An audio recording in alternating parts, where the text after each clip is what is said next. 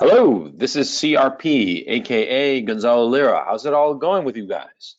Let me see a show of hands. If you could, just hit your hands up there, that little button, to make sure that you all are hearing me properly. Terrific. Let me just randomly catch up with some people and see how they're doing. Alexander Cece, how's it going? Hello, can you hear me? Hey, this is Yeah. me. Yeah, but I think that I'm gonna have to unfortunately mute you, Alexander, because your audio is like really something's up with it. Let me just see. Ibrahim, how's it going, Ibrahim? Are you there? Can you hear me? Ibrahim, I guess he doesn't have a mic. Okay. Uh, this is That's maybe third time's a charm. Harold, are you there? Hello, Harold. Can you hear me? Oh man, nobody has their mic fixed up. Okay, so remember, these are interactive. You guys fix your mics so that you can talk on stream because that's the fun of this, at least for me, and I hope for you guys too. So today is the second live stream the second weekly webinar. I'm really excited about this, and it's a lot of fun for me, and I hope it's enjoyable for you guys too. Let me tell you a couple of quick things I wanted to touch on before we get into today's topics. Today's webinar is called Time, Money, and the Future. And you'll see what I'm talking about in just a sec. But before we get going, I wanted to ask you that in the future, like roughly on Thursday, I'm going to once again post on Patreon asking you guys to, in the comment section, give me whatever question you want to do. Leave it there because what I've noticed is that a lot of people who agree with your questions or your topics, they'll give it a little heart, you know, and that way I know that, this topic is something that a lot of people are interested in. So if in the future, I post that like next Thursday, I'll post, what questions for this Sunday or what topics for this Sunday. And if you see somebody who's doing a topic that you like, hit the heart. So that way I'll know that it's something that you guys are interested in. Okay, that's number one. And number two, last week I did with like full slides, right? And some people didn't like that. They just wanted audio only. Some people like the slides, but they would have liked it all at once. Okay. Now, of course, this is a work in progress. So in this episode, I'm going to present a slide with the outline of the entire broadcast so that you have it in front of you so you know more or less where I'm going with each topic. Okay. It might kill the suspense, but it can give you an overview of where I'm going and potentially, the topics that you're interested in, you'll see that I'll be covering them. Okay. So look, this is a work in progress, and I'd appreciate it if you guys would give me your feedback once this is over. Because remember, I post these recordings, the recordings of this webinar will be posted probably tomorrow in the morning, Monday in the morning. And once it's posted in the comment section, it would be great if you gave me feedback as to what you thought was good or bad or whatnot. Okay. So anyway, so let's get cracking. And yeah, here is the, oops, there we go. Here are the topics for today. This is what we're going to be talking about. Okay. So let me get through it right now. The first thing that I want to talk about in the recap for April 5th of the year of our Lord 2020, God help us all. We're going to talk about the coronavirus numbers. Okay, so let me show them to you real quick. Let me see here. Let me just do something. The coronavirus numbers are, as you can imagine, kind of horrifying. And here they are for your viewing pleasure.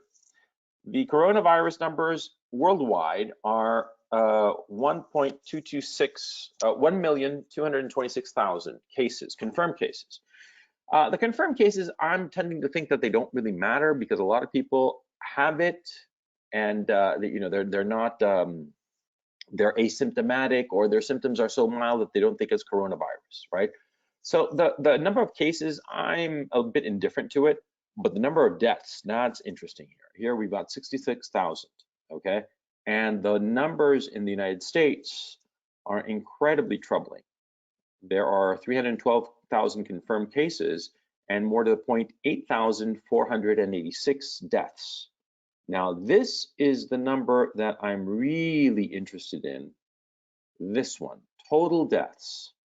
See, it's 8,452. The previous number that you saw was as of this morning, but as of close of business yesterday, April 4th, it was 8,452, and the day before that had been 7,121. Now here below, you see the chart of the daily deaths, and it is just increasing. You know, there's no end in sight to this thing. Yesterday, 1,331 people died. Okay, I mean that's a remarkable number, and like I've been telling you guys for a long time, that I think that these numbers are going to continue to increase, and I don't think that there's any stopping them, not realistically.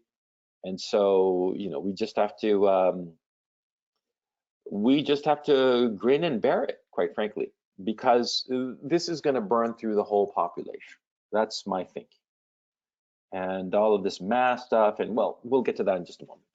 Okay, so this is where we're at with coronavirus, with the famous Corona Chan. Now, insofar as the unemployment numbers that came out last week, 6.6 million people claimed unemployment insurance.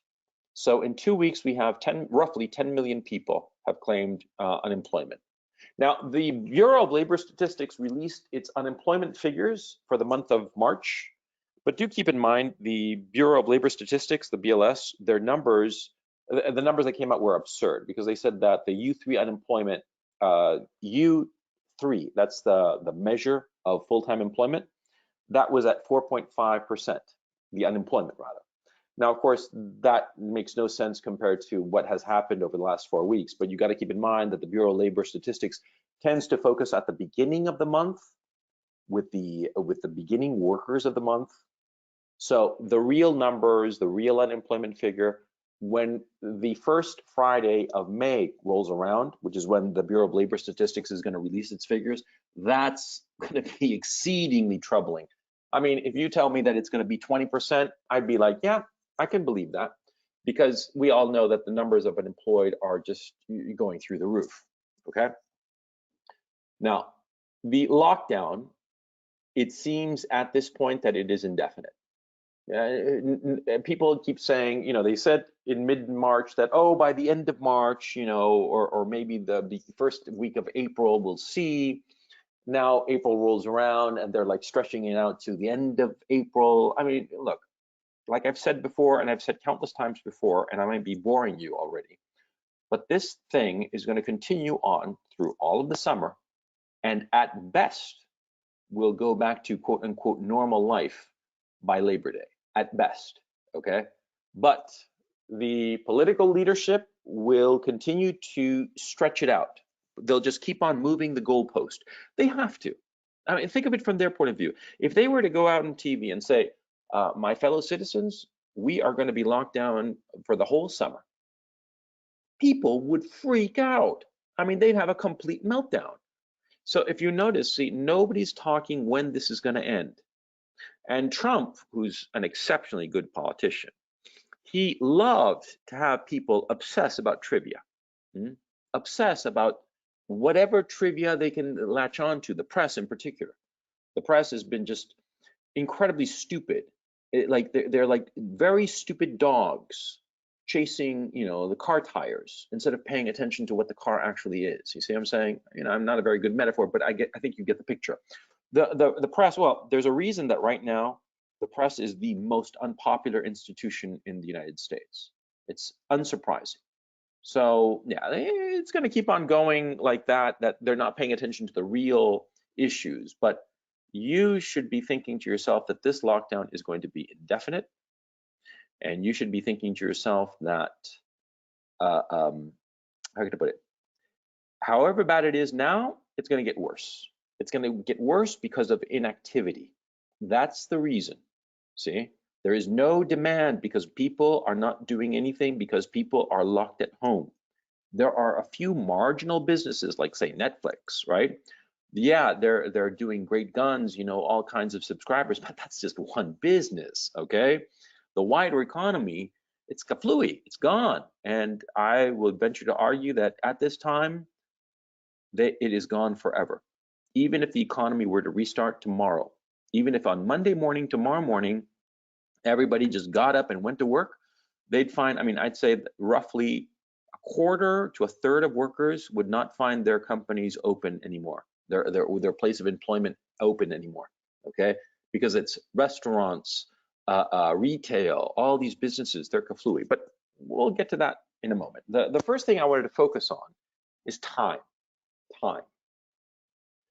We are in this enforced lockdown, and this enforced lockdown, we are not going to be allowed to get out of it, okay? In a practical sense. Of course, you can step out in most places, but in some cases you get a ticket, you get fined, and in some cases, in some Asian countries, they can go out and try to kill you. I think in the Philippines, they're doing that little thing, so that's kind of creepy, but anyway. You are locked out of your job, so use your time wisely. This is a brilliant opportunity for GLRP. Get fit, learn, read, plan. Those 4 issues in that order. Get fit, learn, read, plan. GLRP. I know it's a stupid acronym, but I want you to keep it in the forefront of your head during this period of, for all intents and purposes, indefinite lockdown, which in my estimation will continue until Labor Day. That's most of April, May, June, July, August. That's almost 5 months. 5 months, 150 days. 150 days times 8 hours.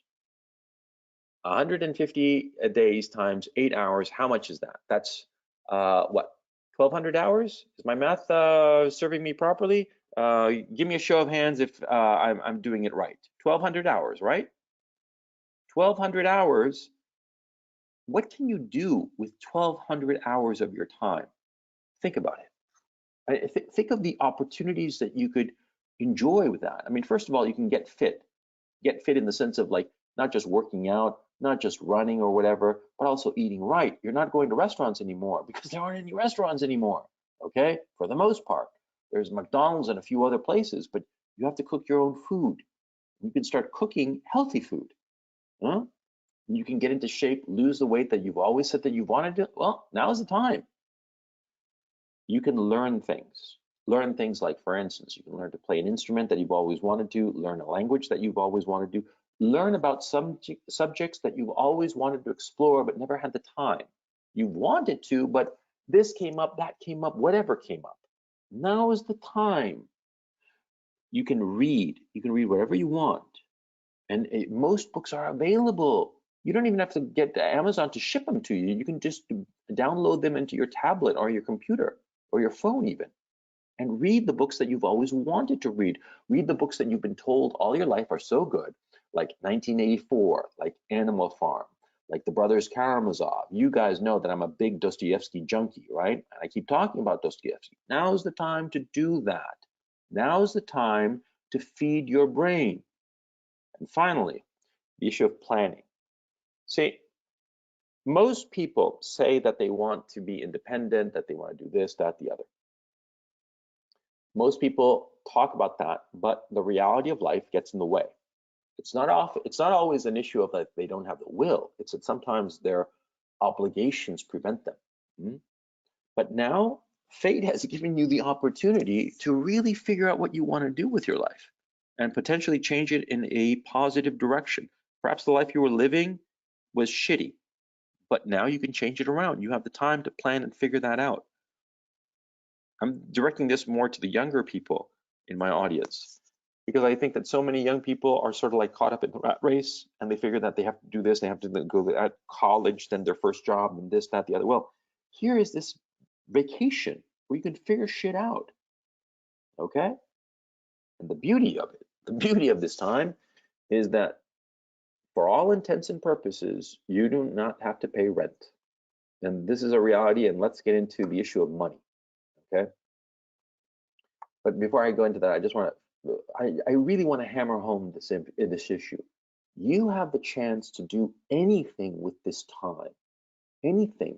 Don't be fool enough to waste it watching movies or old TV shows that you already watched, or playing video games or jerking off. This is the time of your life that this is a blessing. Think of it in those terms. And think of it something else. You do not have any worries, because if you can't pay some bill or whatever, nobody else can either, okay? You're not going to be alone on the boat insofar as that's concerned. Think of it in those terms. Think of it in the sense that like, you do not have to worry about anything except who you are, getting yourself in shape, learning the things that you've always wanted to learn, reading the books you've always wanted to read, and planning for the things that you want to achieve with your life, thinking about your life. All of this time, 5 months, think how valuable this is. Okay, now let's move on to the money issue, okay? Now, you guys have noticed that the Federal Reserve is buying up a lot of stock, right? Well, what's the point of that? Why are they buying up assets? Well, you see, it's quite simple. Short answer. They want to make sure that asset prices remain stable for the sake of banks and pension funds. Now, why do they want to have asset prices stable? Well, because a lot of banks and a lot of pension funds have huge positions in different asset classes. Now, when you think of an asset, you and I would usually think of like real estate or something physical, tangible, commodities maybe, right? Or like gold. But in this case, we're talking about financial assets, specifically stocks and bonds, see? And so what happens is that a lot of these institutional investors, banks and pension funds, they have huge positions in the stock market and the bond market.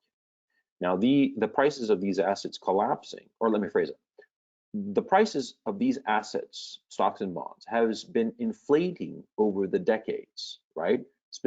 Most especially over the last 12 years, ever since the 2008 global financial crisis. Now, in these 12 years or so, the price of stock, the price of bonds, they become ridiculous. They become absurd. It's not so much the price of bonds, let me rephrase that. It's that so many companies that never should have issued investment grade bonds have issued investment grade bonds. And so pension funds and big institutional investors and banks have a lot of these so-called investment grade bonds that aren't really. They're more closer to junk than investment grade, right? And these assets are falling. Now, why were they so high? It was because the Fed was printing so much money and lending money so cheaply. It was lending money so cheaply that all of these different players, these companies, they issued all of this debt, and this debt is way overvalued. And the stocks of these companies is way overvalued. What should be the real price to earnings ratio of companies of say like 10 to 1, maybe 15 to 1 tops. Well, right now the average, or before was the average, before this whole fiasco, the average was closer to 35 to 1, for crying out loud. That's absurd, okay? And so these guys, the Federal Reserve, they inflated asset prices. And so everybody was at the trough, feeding on this cheap money. All the little piggies were there, right? But now all of a sudden, all the prices of all these assets has collapsed, right? Why are they collapsing? Well, because when companies are no longer selling because the consumers are not there, because the consumers are locked down, then the price of that company falls because that company isn't going to be making any revenue now, is it? Of course not. See, General Motors, Ford, Chrysler, they are not selling any cars. And why aren't they selling any cars? Because nobody's driving, because they're all stuck at home because of this thing, okay? And so, of course, Ford, General Motors, Chrysler, their stock prices collapse. And what happens with the bonds that those companies issued? The bonds that are on the books of pension funds, the bonds that are on the books of banks, well, they collapse too. Because, of course, if a company isn't making any revenue, people who are holding these bonds, i.e. the debt of this company, they start to think to themselves, holy cow, I'm not going to get my money back because General Motors, I own bonds in General Motors, but General Motors is not selling any cars. So where are they going to come up with the cash to pay me for the money I lent them? Because that's what a bond is. It's a loan. And so, of course, they start selling these bonds, and the bond prices collapse. Now, why does it matter for pension funds specifically, and banks, but pension funds especially, that asset prices collapse? Well, because they generate their revenue from these assets, right?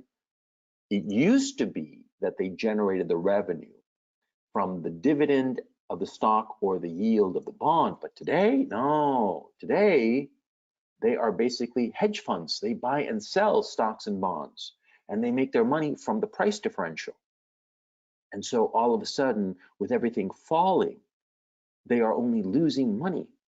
And so they have the incentive to sell their positions quickly so that they don't lose even more money. And so the Fed, what did the Fed go out and do? What has it done? Quite obviously, I don't know what they've announced, but I don't need to hear their announcement to know what they have been doing, because it's obvious. They've been printing money and going out there to put a floor on the stock market. And we currently see the stock market at like 21,000 Dow Jones Industrial Average. NASDAQ is also holding steady, S&P as well. Okay, what do you think that's going on, huh? They are acting as a buyer of last resort. They are going out of their way to keep anything from collapsing insofar as stocks and bonds are concerned. They are the ultimate plunge protection team, okay?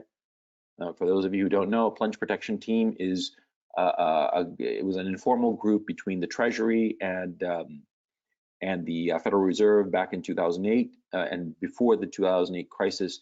They were like these buyers who would, like shadowy, would go around and prop up stuff and keep things from plunging, hence the name, plunge protection team, right? And it came out like, oh, it doesn't matter, it's ancient history, it's not important for this conversation. What's important is that the Federal Reserve is going to do everything in its power to keep up stock prices, to keep up asset prices. Now, here comes an interesting part. Asset price deflation begins soon, but here I left it a little bit ambiguous, so let me clarify. When I talk about asset price deflation begins soon, what I'm talking about is not stocks and bonds. I do believe at this time, and I could be very wrong, but I do believe that at this time, the stock market and the bond market will be zombie markets. They will be maintaining at the level that they're at.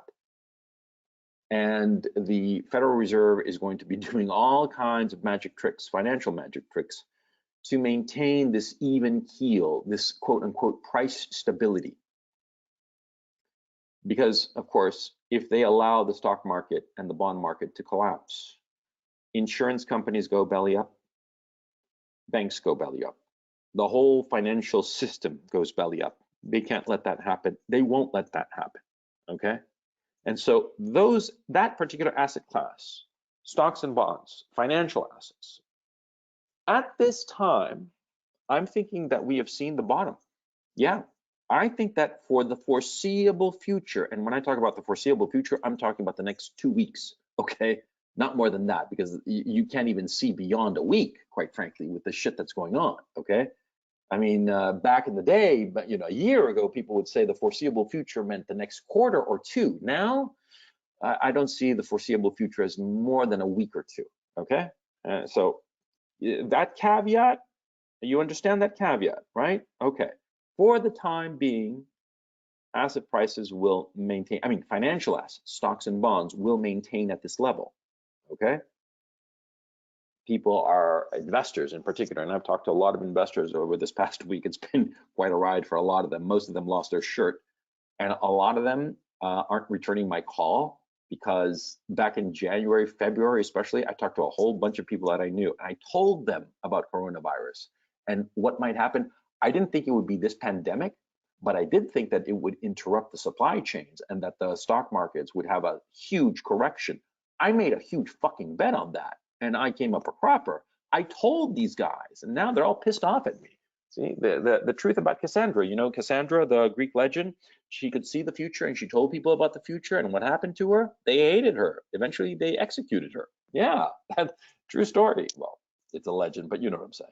Anyway, the point I'm trying to make here, at this time, investors have lost their shirt, and they are trying to recover. They are trying to lick their wounds and see how they proceed. Nobody knows shit. Nobody has any clue about what's going on, But it's quite obvious if you take a step back, you realize what's going on.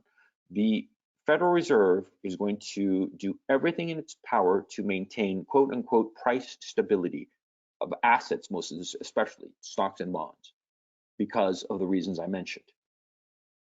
And so ignore those asset classes and look at the other asset classes. What are the other asset classes?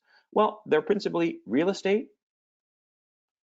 commodities, which includes precious metals. Those are the other asset classes, right?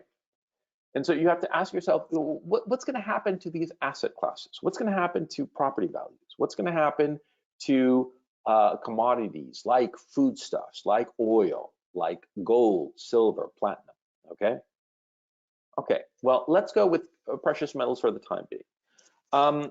Silver and especially platinum, they are industrial metals. Platinum in particular is used very heavily in the catalytic converters of cars.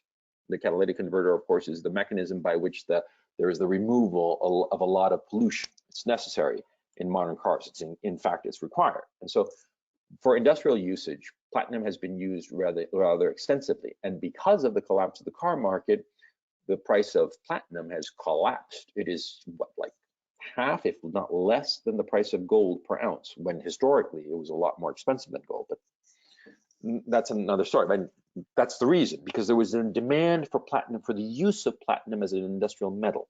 Okay. Now, gold is kind of hanging steady, and silver is kind of like in the doldrums. Okay. Now, that's all good and fine. What's happening with agricultures and oil futures? Okay, agricultures in general, they're hanging steady. They're not really moving around very much. Oil, of course, well, we're in the middle of this oil war.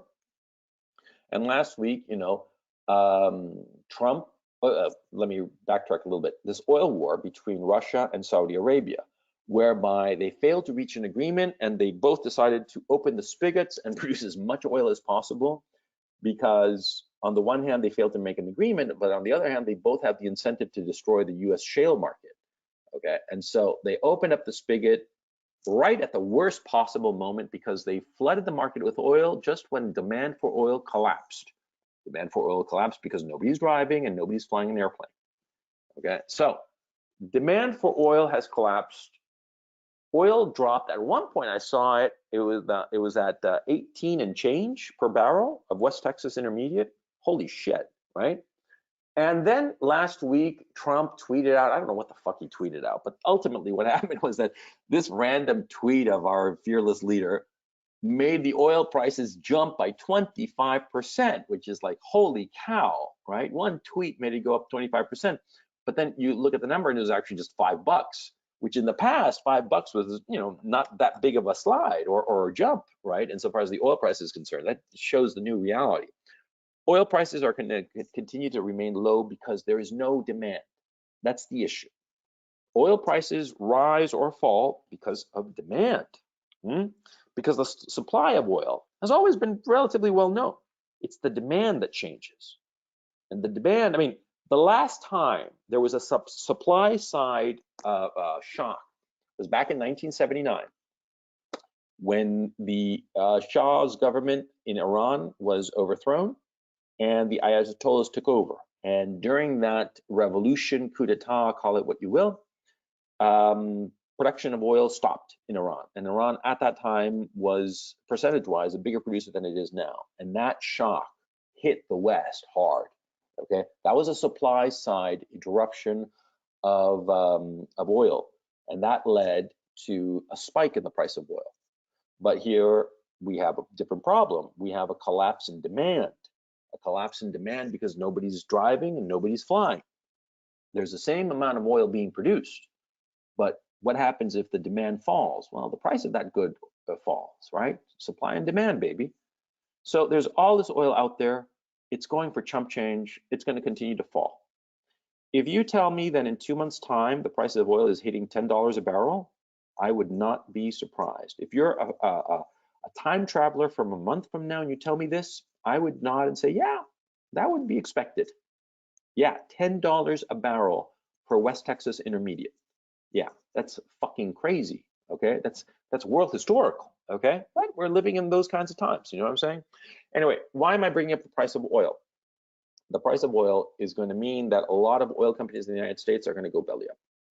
And the debt that they have put out there, because oil is a capital intensive business, and so they put out a lot of bonds to get the capital necessary to do their projects, their exploration projects, and set up the wells and whatnot. A lot of these companies are going to go under.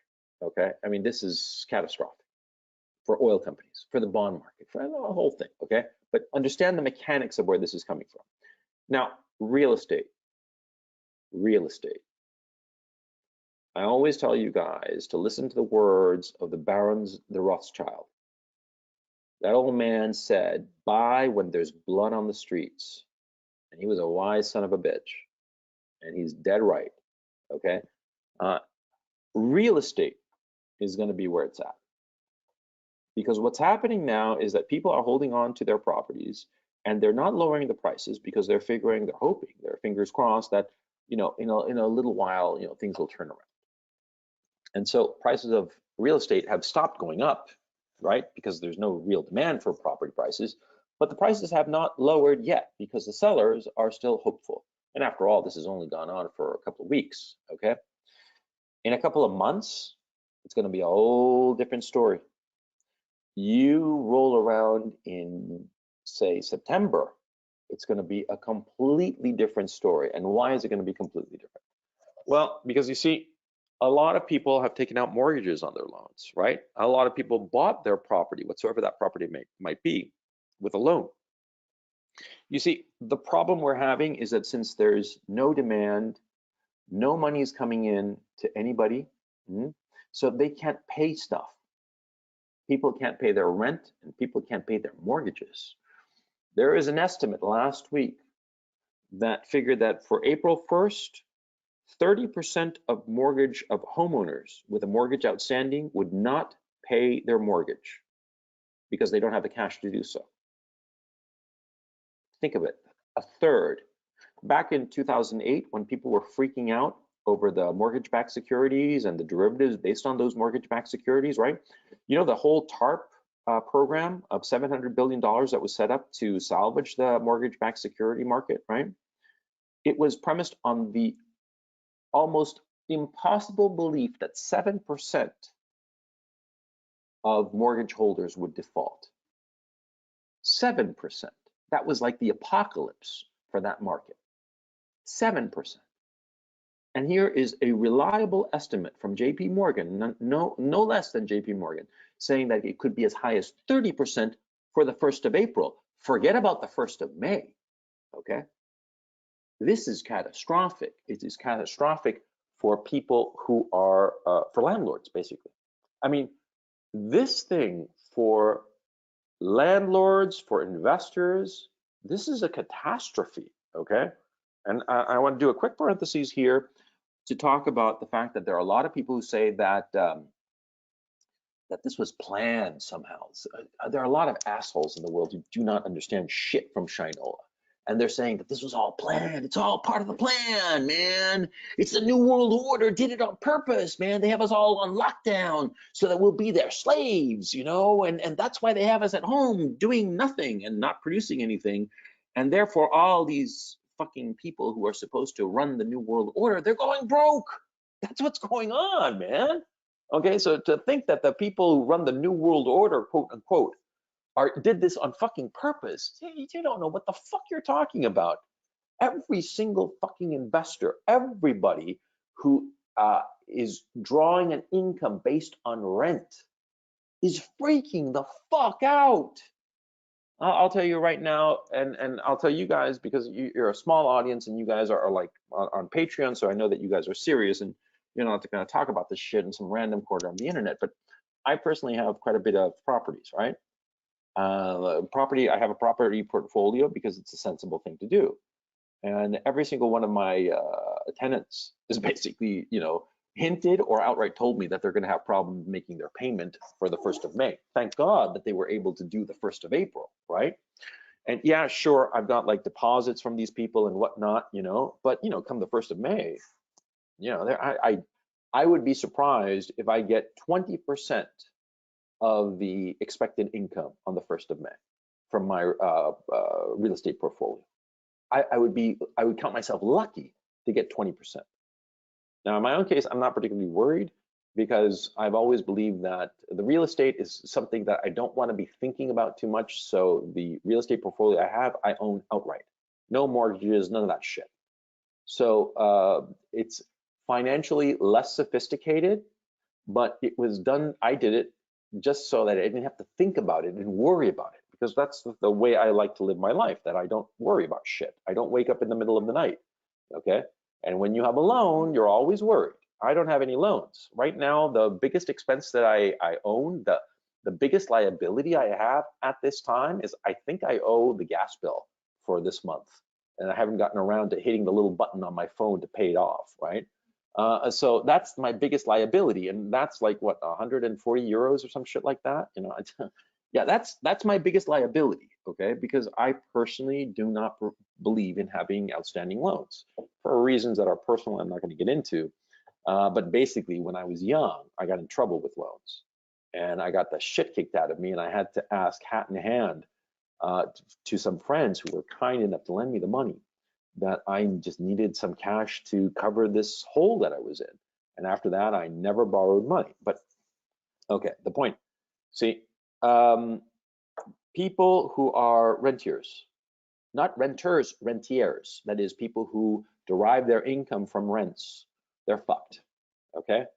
Now, they are not going to get any income, and a lot of them, like I said, have mortgages outstanding. And very quickly, they're going to realize that they cannot service their mortgages. And so they're going to start thinking to themselves, well, what do I do? And they're going to start to come to the conclusion that the only thing they can do is to get rid of their property, because prices are holding. They'll see, you know, they look around and the market's still sort of like holding steady, and they'll decide, you know, things are going south. I'm not getting any rental income from this property. Maybe it'll be smart to cash out now while I still can. And that's when everybody's going to rush for the door. And that's when all the real estate prices are going to start to fall. And what's going to happen is that at first, people are going to be very, very reluctant to lower their prices beyond that threshold where they're underwater with their loan. Yeah. But eventually they're going to be forced to, because they're going to start to figure to themselves, it's better to be underwater by a little bit than by a lot. That's what they're going to be thinking. Because remember, if you borrowed money, say you borrowed $100,000 for a property, okay, and you went and bought that property, but later you sold it for $90,000, right? Well, you can take those $90,000 and pay off the mortgage, but you still owe the difference, which is $10,000, right? This is a hypothetical. Of course, prices are not this small for these properties, but you get my point. See, what will happen is that owners of real estate, they're going to be watching the market, and they're going to see as the prices fall, and as they fall, they're going to say to themselves, I don't care if I'm underwater by 10,000, 20,000, 100,000. I just want to get out of this quickly, because right now maybe I'm going to be underwater by only $50,000, but if I wait around longer, maybe I'll be underwater by $100,000. You see? See, it becomes a game of musical chairs. It becomes a game of a reverse auction, basically, that sellers start lowering the price, trying to beat the other sellers so that they'll find a buyer, you see? And that's how a real estate market goes down the tubes. Now, how do I know all this shit? Well, because basically the same fucking thing happened in Chile back in 1973, 1972. Yeah, when the fucking communists were in charge in Chile, right? Those fuckers just made everybody's life miserable. And finally in 1972 or so, people were fed up and fuck it, you know, they wanted to leave. And they started trying to sell their assets.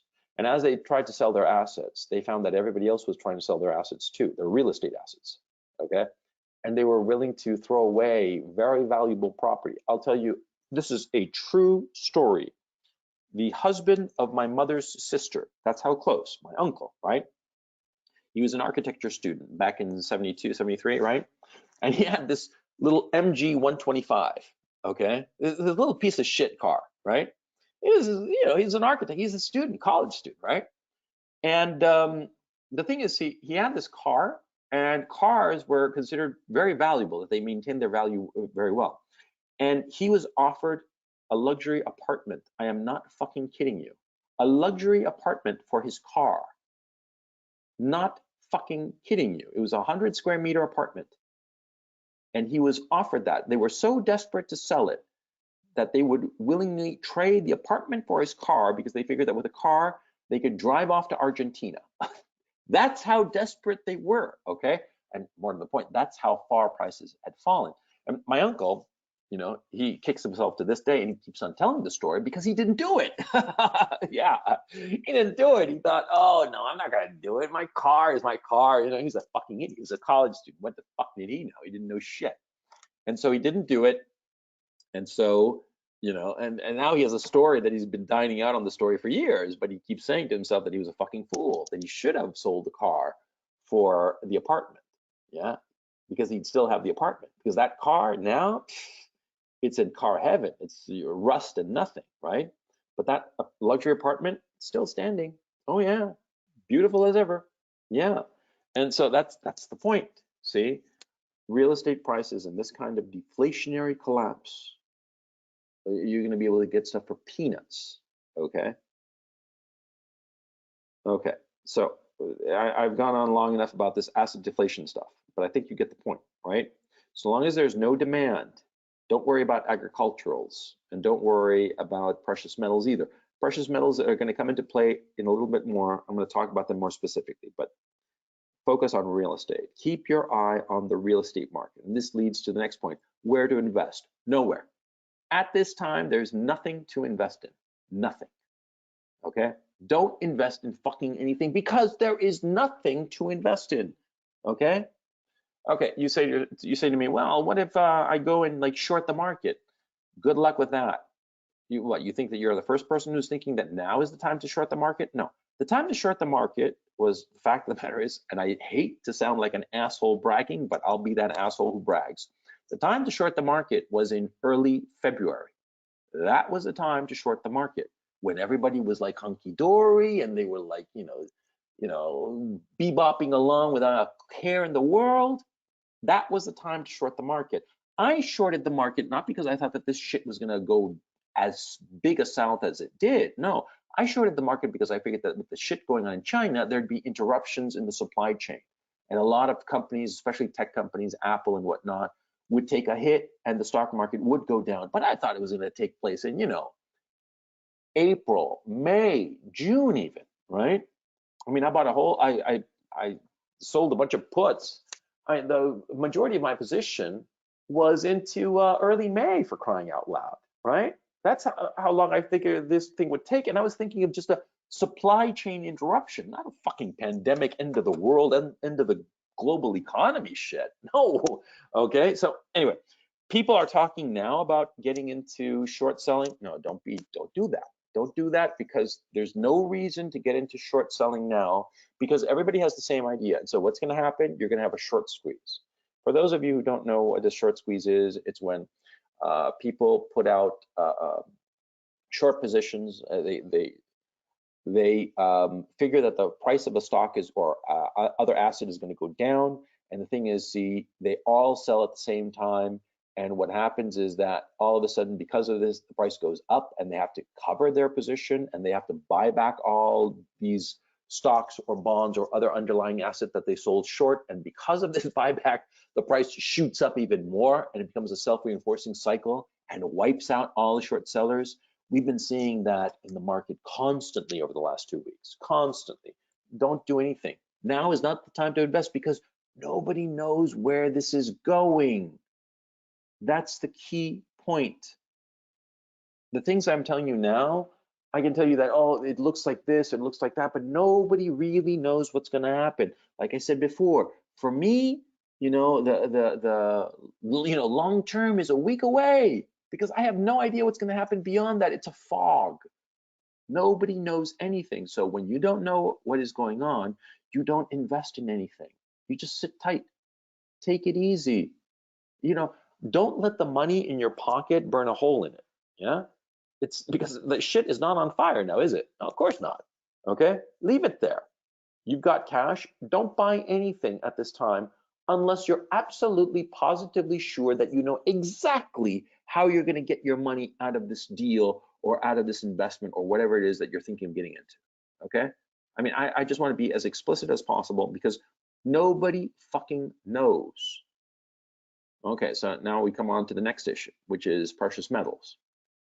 Okay, here's the thing about precious metals. I mentioned before about the industrial uses of it. Okay, all that is priced in insofar as gold, silver, platinum, right? So the prices that we have for the precious metals at this time seem to be like, okay, they seem to be steady. Now the issue will become whether the currency, the dollar, which is the reserve currency, whether it's gonna deflate or hyperinflate. I'm gonna talk about that in just a little bit, okay? For the time being, I actually don't think that whether the dollar deflates or hyperinflates is really the issue. No, I think that the real issue is the solvency of financial institutions. Yeah, I think that that's the real issue, okay? Now, let me backtrack a little bit. I was talking before about stocks and bonds, right? And how the Federal Reserve is maintaining prices, asset prices. Okay. These companies are not making any money because they're not selling. These companies are shutting down factories. They are laying off workers. That's why we have 10 million unemployed and probably a lot more. These companies, they are going bankrupt.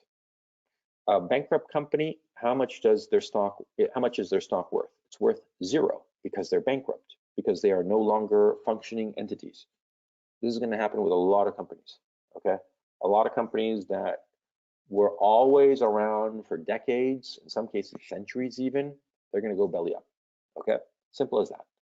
The Fed is keeping up stock prices and bond prices, but they can't do it indefinitely. They're going to slowly let these prices slide down, because what they want, or what they don't want rather, is swift movements in the market. They don't want that, no way. If there's going to be movement in the market, let it be slow, so it's predictable. It's a little bit like boiling a frog. You've heard the story, right? If you have a pot of water and the water is boiling and you toss a frog into it, the frog jumps right out. But if you have a pot of cold water and put a frog in it and slowly turn up at the heat until it's boiling, that frog won't leave. That frog will stay there until it's boiled alive.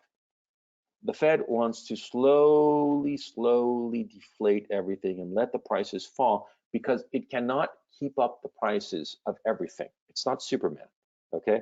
It's not Atlas holding up the world. It can't satisfy that function. So it's going to slowly let it fall, let it sink. And so every company is eventually going to start to go belly up, okay? It's carts to horses, baby. This is inevitable. Now, because of this, precious metals, how can I put it? I'm very confused about things now. And I am extremely confused about the prices of precious metals because gold should be a lot higher than it actually is. So I figure it's being manipulated, number one.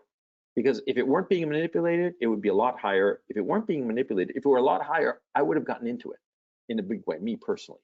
The fact that it is not so high leads me to conclude that it's manipulated, leads me to conclude that they might shove the price down further just to fuck with people, yeah? Just to give the illusion that the dollar is still strong and there's no inflation, hyperinflation, or any of that shit, because people are looking at the price of gold like a hawk, right? But gold is a very small market, all right? Okay, so anyway, going back to the issue of, where was I? Oh, my notes are all fucked up here. The issue of, yeah, banks. My concern at this time is banks, because a lot of these banks have a lot of positions with bonds and whatnot for a lot of companies that are never going to pay back those bonds, okay? So my concern at this time is if a bank can pay me back my money. That's my concern, okay? And that's the only thing I'm worried about at this time, whether my bank is solvent. Or let me phrase that. See, some banks, a lot of banks have insurance. You know, insurance in the case of if they go insolvent, their government or their central bank or wherever it is will cover all the depositors, which is great, okay? But you have to make sure that your money is in such a program. You'd be surprised, a lot of people think that their cash is federally guaranteed, like in the United States, or guaranteed by the government of wherever you are. But they look at the fine print and they find out that it's not guaranteed, because sometimes there are accounts that are interest bearing, and those interest bearing accounts are not covered by the FDIC. The FDIC is the Federal Deposit Insurance Corporation, which insures depositors in the United States. You're not covered, okay? If you have interest-bearing accounts, even an interest-bearing checking account, which seems like pretty trivial, that's not covered. You got to make sure that your money is in an account that is covered, that is guaranteed. Be very careful about that, and look at it now while you still can, now while you can still move your money around, okay? Because my concern would be a financial institution that goes insolvent. Now, of course, the Federal Reserve in the United States and all the central banks, they're terrified of this. They are terrified because they look at it like a series of dominoes. One goes down and they all go down because they're all doing business with one another, okay? And because they're all doing business with one another, they have exposure, risk exposure to all to each other, rather, excuse me.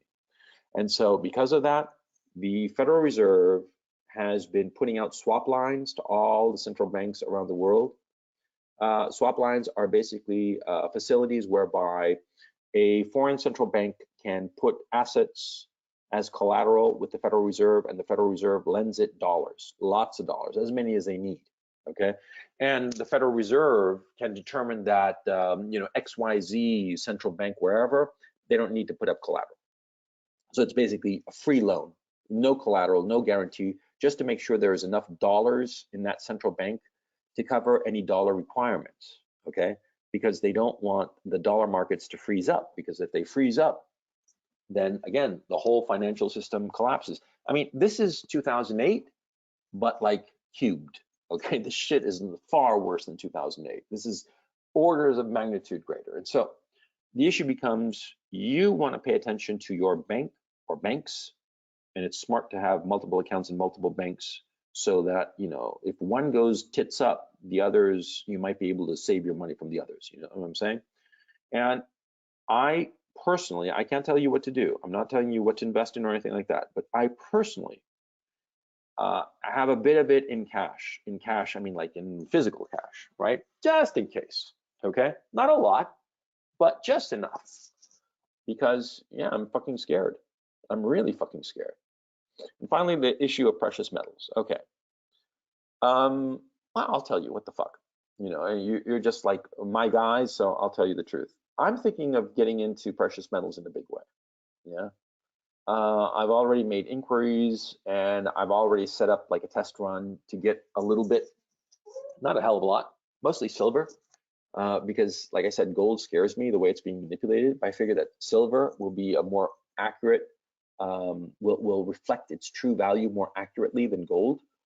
Platinum, I don't know enough about platinum, and because it's an industrial metal, not really a precious metal, I don't know about it, but silver, I'm down with silver. Okay, I'd be down with gold, but for the reasons I mentioned. I personally am probably going to move in heavily into silver. Okay. Yeah, that's yeah, I don't mind telling you guys, but don't tell anybody. Okay, moving on into the future. Okay, this whole shit is going on because of CV, the coronavirus, right? Is there a cure? No, there is not. Okay, people will continue to push that there's a cure to give you false hope.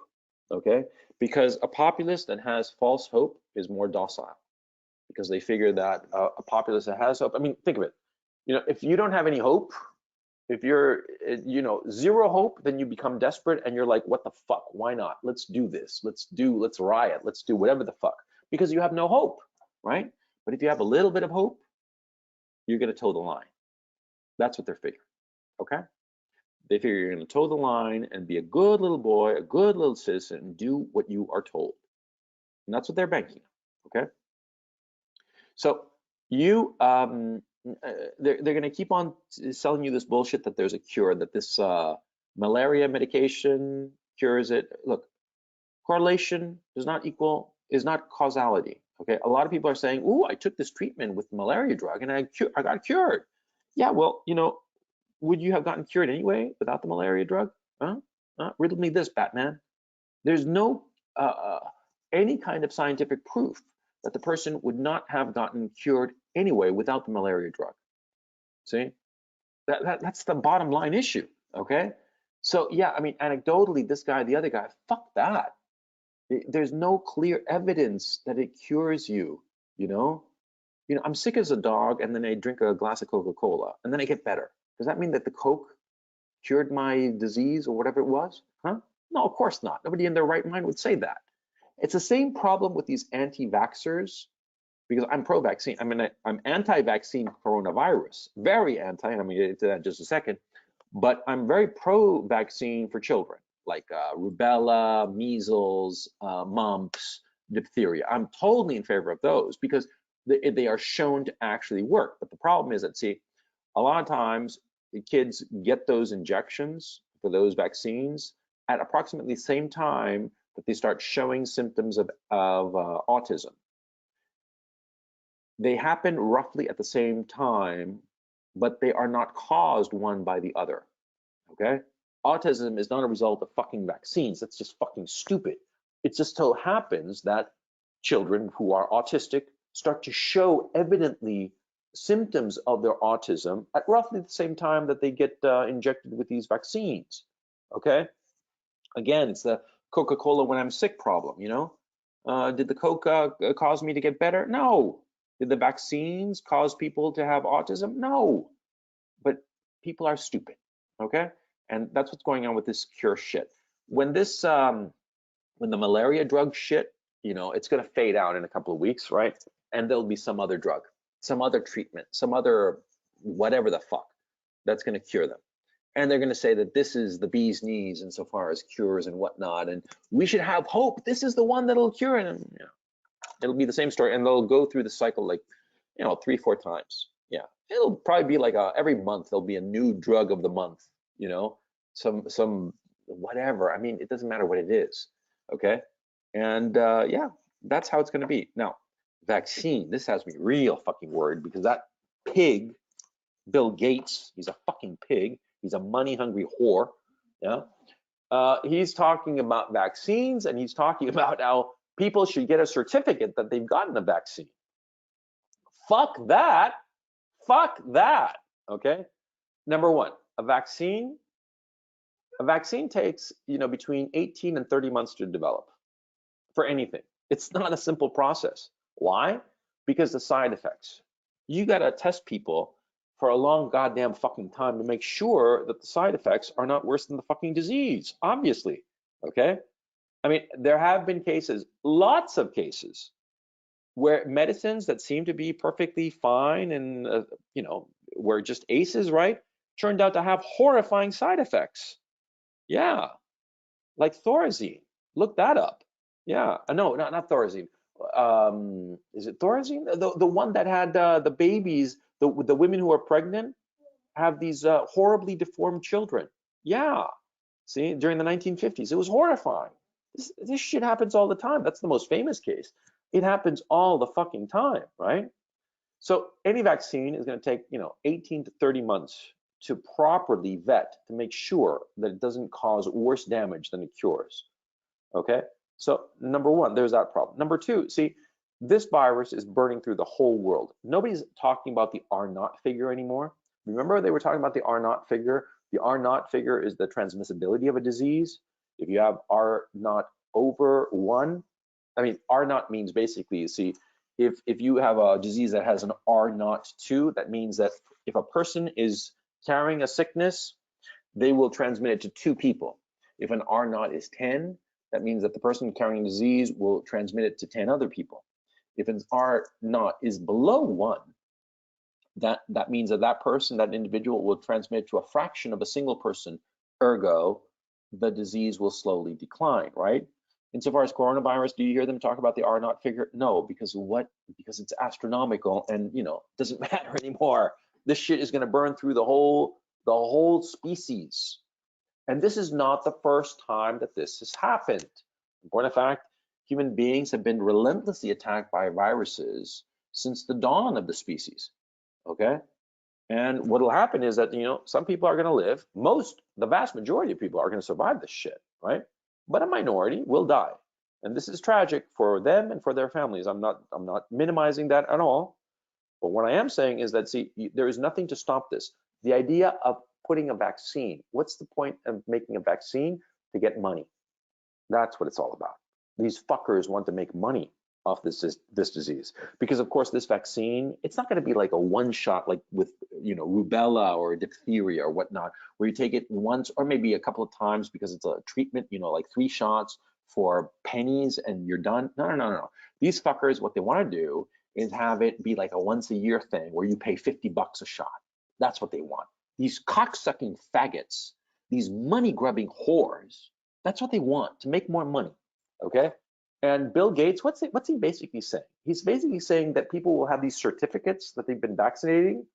What it basically means is that they will have a sales receipt that they paid him money for his vaccine. That's what they're fucking saying. That's what he is saying, rather. Okay?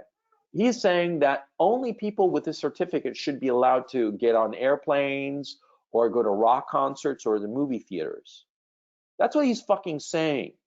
So what he's really fucking saying is, see, your life will depend on you paying me money. That's what he's fucking saying. Fucking cocksucking faggot. God, I fucking hate that fucker, because he's making money. He wants to make money off of this. And that's what it's all about, by the way. These cocksuckers, they only want to make money, and they refuse to tell you the truth, which is you are going to get sick with this shit, and there's not a hell of a lot that you can do about it, okay? It'll be chance. And if you survive or not, you are more likely not to survive. Few people, relatively speaking, die of this shit. But those who die, there's going to be no solution. But these people know they want to give a vaccine to everybody. And so what will that mean? See, our children and grandchildren will need vaccines. They will be drug dependent, see? And if the drug is not around, then they die, yeah? Which will be tragic. It'll be worse then, because more people who would have died today, in the future, more people will be alive and be not immune to this disease, okay? And more people will die in the future than today. So I find it disgusting and despicable, okay? Yeah, but they just want to make money. That's the thing that I think that it is so despicable, the way it's so transparently obvious that these people want to make money. And I'm sorry for getting on this hobby horse and ranting about the shit, but I really find it horrifying. Because even if they're selling it for $10 a share, an injection rather, the whole point is just to make money off of you, man. That's fucking low. That's as low as it can get. And on top of that, it's creating a dependence on medicine that our species will forever have to carry this dependence. I think that this is bad for the species long term. See what I'm saying? Okay, rant over. Sorry about that. I mean, it's just it's the thing is that certificate that Bill Gates is talking about, man, that really chaps my ass, because it's a sales receipt. It tells other people that you paid Bill Gates your money. And because of this sales receipt, only with this sales receipt will you be able to have a fucking life. Oh, and you're telling me that this receipt will only be the certificate rather, will only be if you are vaccinated or if you have the antibodies. Yeah. But he wants to be, providing the testing kits, his tests. Yeah, it's fucking mechanism for control to keep us all as slaves to fucking Bill Gates.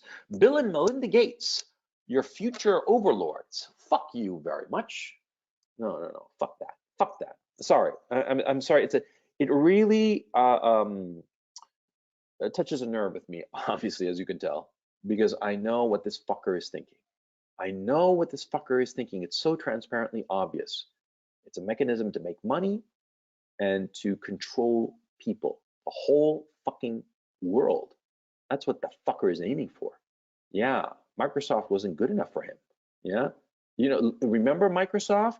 Remember how he would handle shit? Yeah, trying to have like total domination over a market and just destroy everybody so that he controlled everything. That's his goal with people, with health. that fucker is evil. I hope he gets it, and I hope he dies. I don't give a shit. I don't say that in public, but it's just I can smell the evil coming off that fucker. Okay, let's move on to what about the U.S. dollar? Okay, like I said last time, you know, I don't know if it's going to be deflationary or hyperinflationary. Now, a lot of people have said that I contradicted myself because I was saying that, you know, this is going to be a 5-year to 10-year depression, but that at the end of this lockdown, there'll be like an economic boom. Well, from my point of view, there's no contradiction at all, because if you look at the first Great Depression, right? We look at it like this period of time, that the whole period of time, the whole decade was horrible, but that's not actually accurate. If you look into it, there were up and down periods, okay, where things were shit, and then when things perked up, okay, and went through cycles. It never really got back on top, but those periods of relative prosperity, yeah, they were relatively good compared, especially to the doldrums of before. You see what I'm saying? So I understand that it seemed as if I was contradicting myself. I'm not. What I'm saying is that, see, you got to look at economic history of the first Great Depression to understand this Great Depression 2.0, and understand that there will be doldrums and then there will be peaks within the shittiness of the whole period. Okay. Now, one thing I got to make clear, by the way, that I haven't made clear before, is that, see, the markets, they're never going to recover. We're never going to see 30,000 in the Dow Jones ever again, okay, or not even close. And you got to keep that. You got to forget about that. The old life is gone. It's gone for good, and never coming back. And the way people invest, the way people manage their money and whatnot, that ain't never coming back. Okay, simple as that. Okay. Okay, so going back to deflation, hyperinflation. At this time, we don't know. Right now, everything is arrayed for deflation, radical deflation. And we're seeing it in the price of the dollar versus other currencies. The dollar is just going up and up and up against every major currency, right? And the prices of things are going down. You know, oil, gasoline. How much is gasoline right now? Chump change, right? The price of oil per barrel. Yeah, like I said before, if you tell me in a month's time it's at 10 bucks a barrel, I would not be surprised. Okay. And real estate prices, they're going to keep on going down, as sellers start competing with one another for price discounts on their properties, until all of a sudden they're going to be selling it for peanuts. It's going to be absurd. Okay. So at this time, it's clear that we're going to be suffering for dollar deflation. But as this goes into months and then years, will it hyperinflate? It seems so. But one thing I have to emphasize, see, when the dollar starts to hyperinflate, you'll see the signs, okay, if you're paying attention. Because like this disease, you know, hyperinflation is sort of like, it starts little and then grows exponentially, okay? Hyperinflation is the exact same thing. So when you start to see the little signs that the dollar is hyperinflating, then you know, then it's time to go, okay?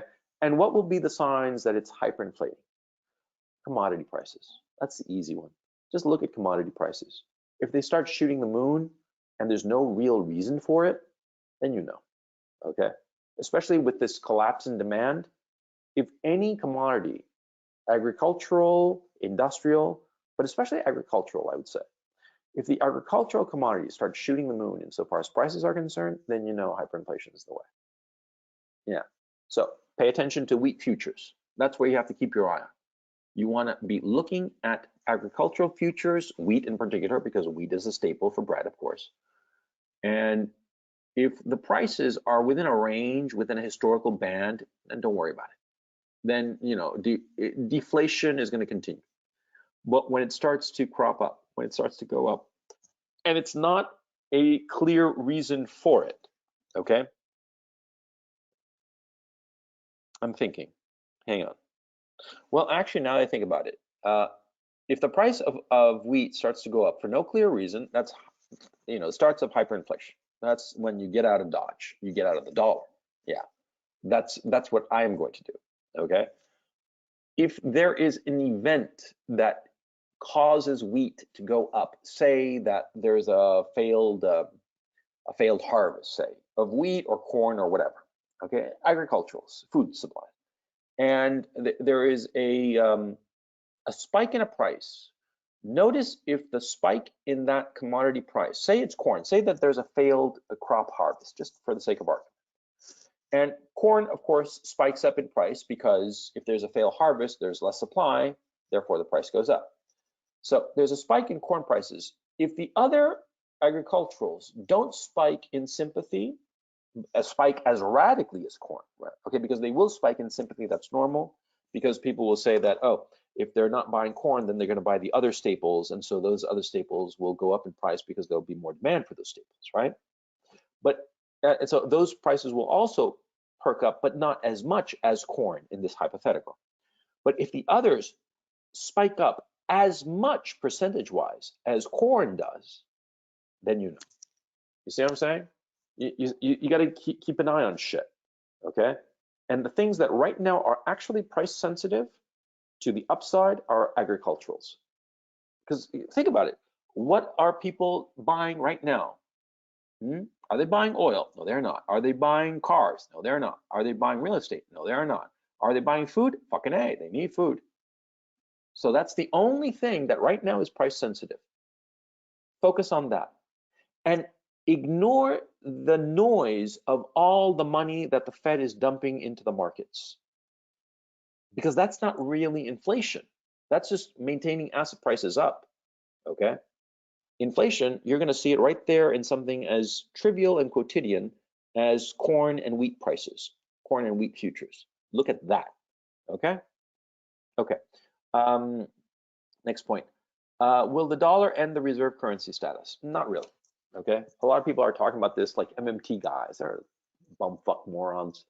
The dollar isn't gonna end the reserve currency status because the price of oil is still traded in dollars. Excuse me, oil is principally traded in dollars, and the rest of the world is pretty much agreed to this. And so it's going to maintain as a reserve currency, okay? And anyway, whether it's a reserve currency or not is not particularly important right now, okay? I'm bringing this up because a lot of people have been talking about this in blogs and shit, financial blogs. I don't understand this notion. They all freak out about that shit as if it mattered. It doesn't, okay? But anyway, oops, oop, oh, what happened? Oh man, come on. It's like you're seeing the you know, the wizard behind the behind the curtain. There we go. There, much better, much better. Okay, sorry about that. Let me continue here on my outline. Okay, the future. What about China? Yeah, what about China? The little Chinamen out there in Beijing, Peking when I was growing up, but political correctness and all that. Okay, I think that there's going to be a war with China at some point. Yeah, I think it's going to be a war for two reasons. One, understandable, and the other, despicable. A lot of people are blaming China for this whole shit, and they should. Okay, China knew what was going on way back when they could have, the rest of the world could have actually done something to stop this or prevent this.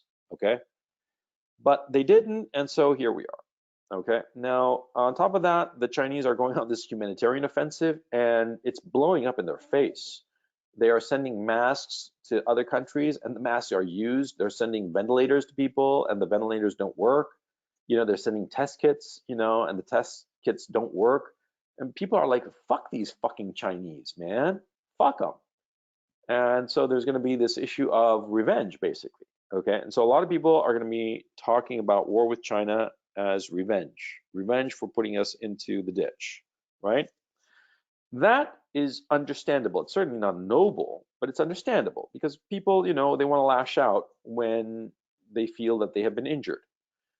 But the problem is really that there's a second group that is far more dangerous. And this is the little group around Paul Krugman and those fucking Keynesian economists. You see, these fucksticks, they are under the delusion that the only thing that got the United States and the global economy out of the Depression was World War II.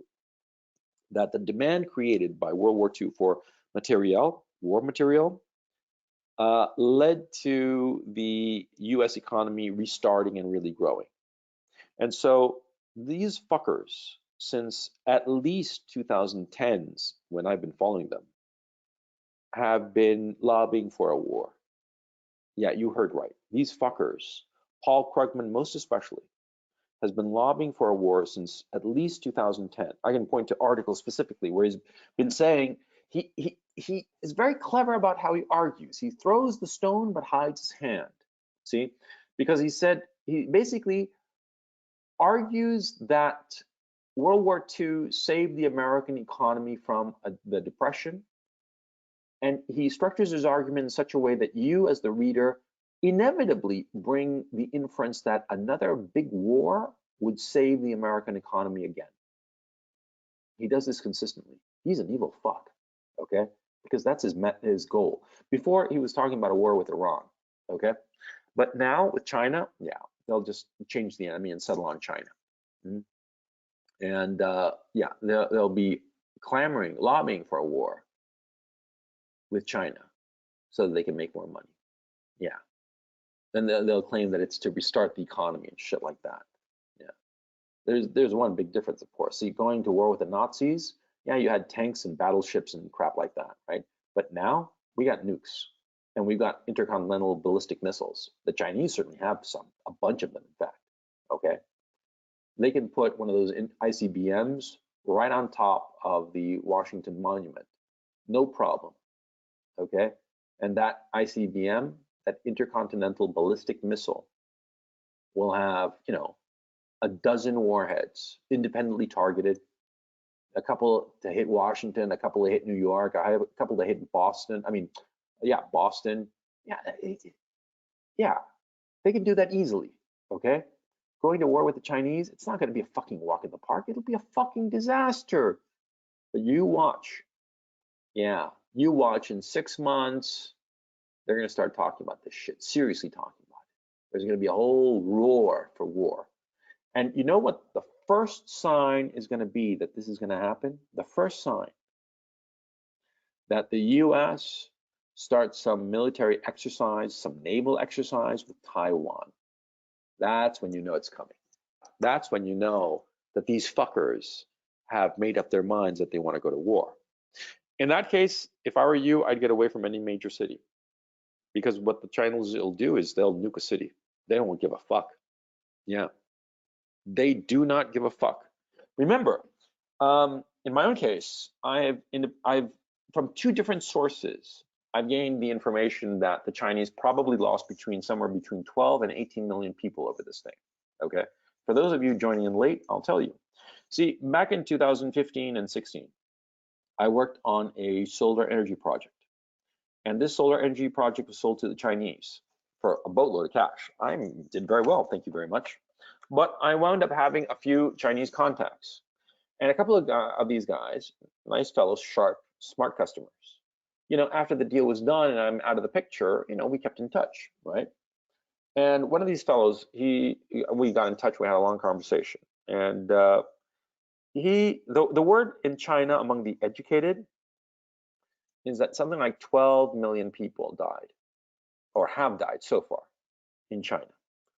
Now, you can say, well, that's just some one rando tells you that, right? How do I know it's true? And you're absolutely right. I don't know if it's true, right? But see, 4chan, you know, those magnificent autists, right?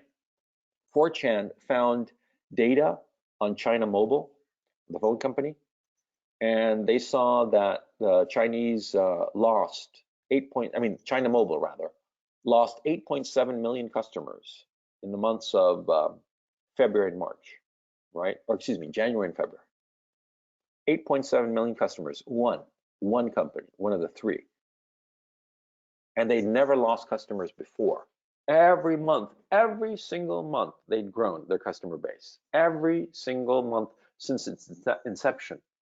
And for the first time ever, they lost customers and lost 8.7 million customers. Okay? What the fuck does that tell you? And do keep in mind, in China, they are more phone dependent than in the West. In China, you cannot exist without a phone because you have to register your phone with the government, the phone number. They know there's no anonymous prepaid phones. There's no such thing. Every phone is attached to a person, and you cannot buy anything online without a phone. They lost 8.7 million customers, just one of those 3 major companies. What the fuck does that tell you? Okay. Some of the autists out in 4chan are saying that this would mean that roughly, between 15 and 18 million people died or stopped using cell phones and ergo stopped living in China because, like I said, you cannot exist in China without a cell phone. Okay, and so yeah, two different sources are basically telling me 8-figure deaths. Holy fucking shit. Okay, so anyway, the Chinese, we're going to go to war with them. Yeah, we start getting losses in the millions of people in the West, and yeah, there's going to be a clamor for war. I personally think that it would be catastrophic. I think it would be just catastrophic. Okay, and that's when all bets are off because it could easily go nuclear. And I know it sounds crazy. Okay, I know it sounds crazy. I know it sounds tinfoil hat brigade, but think about it. The Chinese, they are fucking nuts. Okay, they're crazy. All they care about is making money and saving face. That's all they care about. Okay, they're not making any money now, so they're all about saving face. And so now they've been trying on this relentless offensive to put the blame on other people insofar as this shit is concerned. We all know where it came from, right? There's a real fucking good video about some guy. Oh man, I should have prepared that. I should have had it here handy, but I'll send it to you. When I post this video, I'll put the link to this video. This video is some guy, an American guy, Western, non-Chinese, non-ethnically Chinese, who lived in China for 10 years teaching English and shit. He learned Chinese.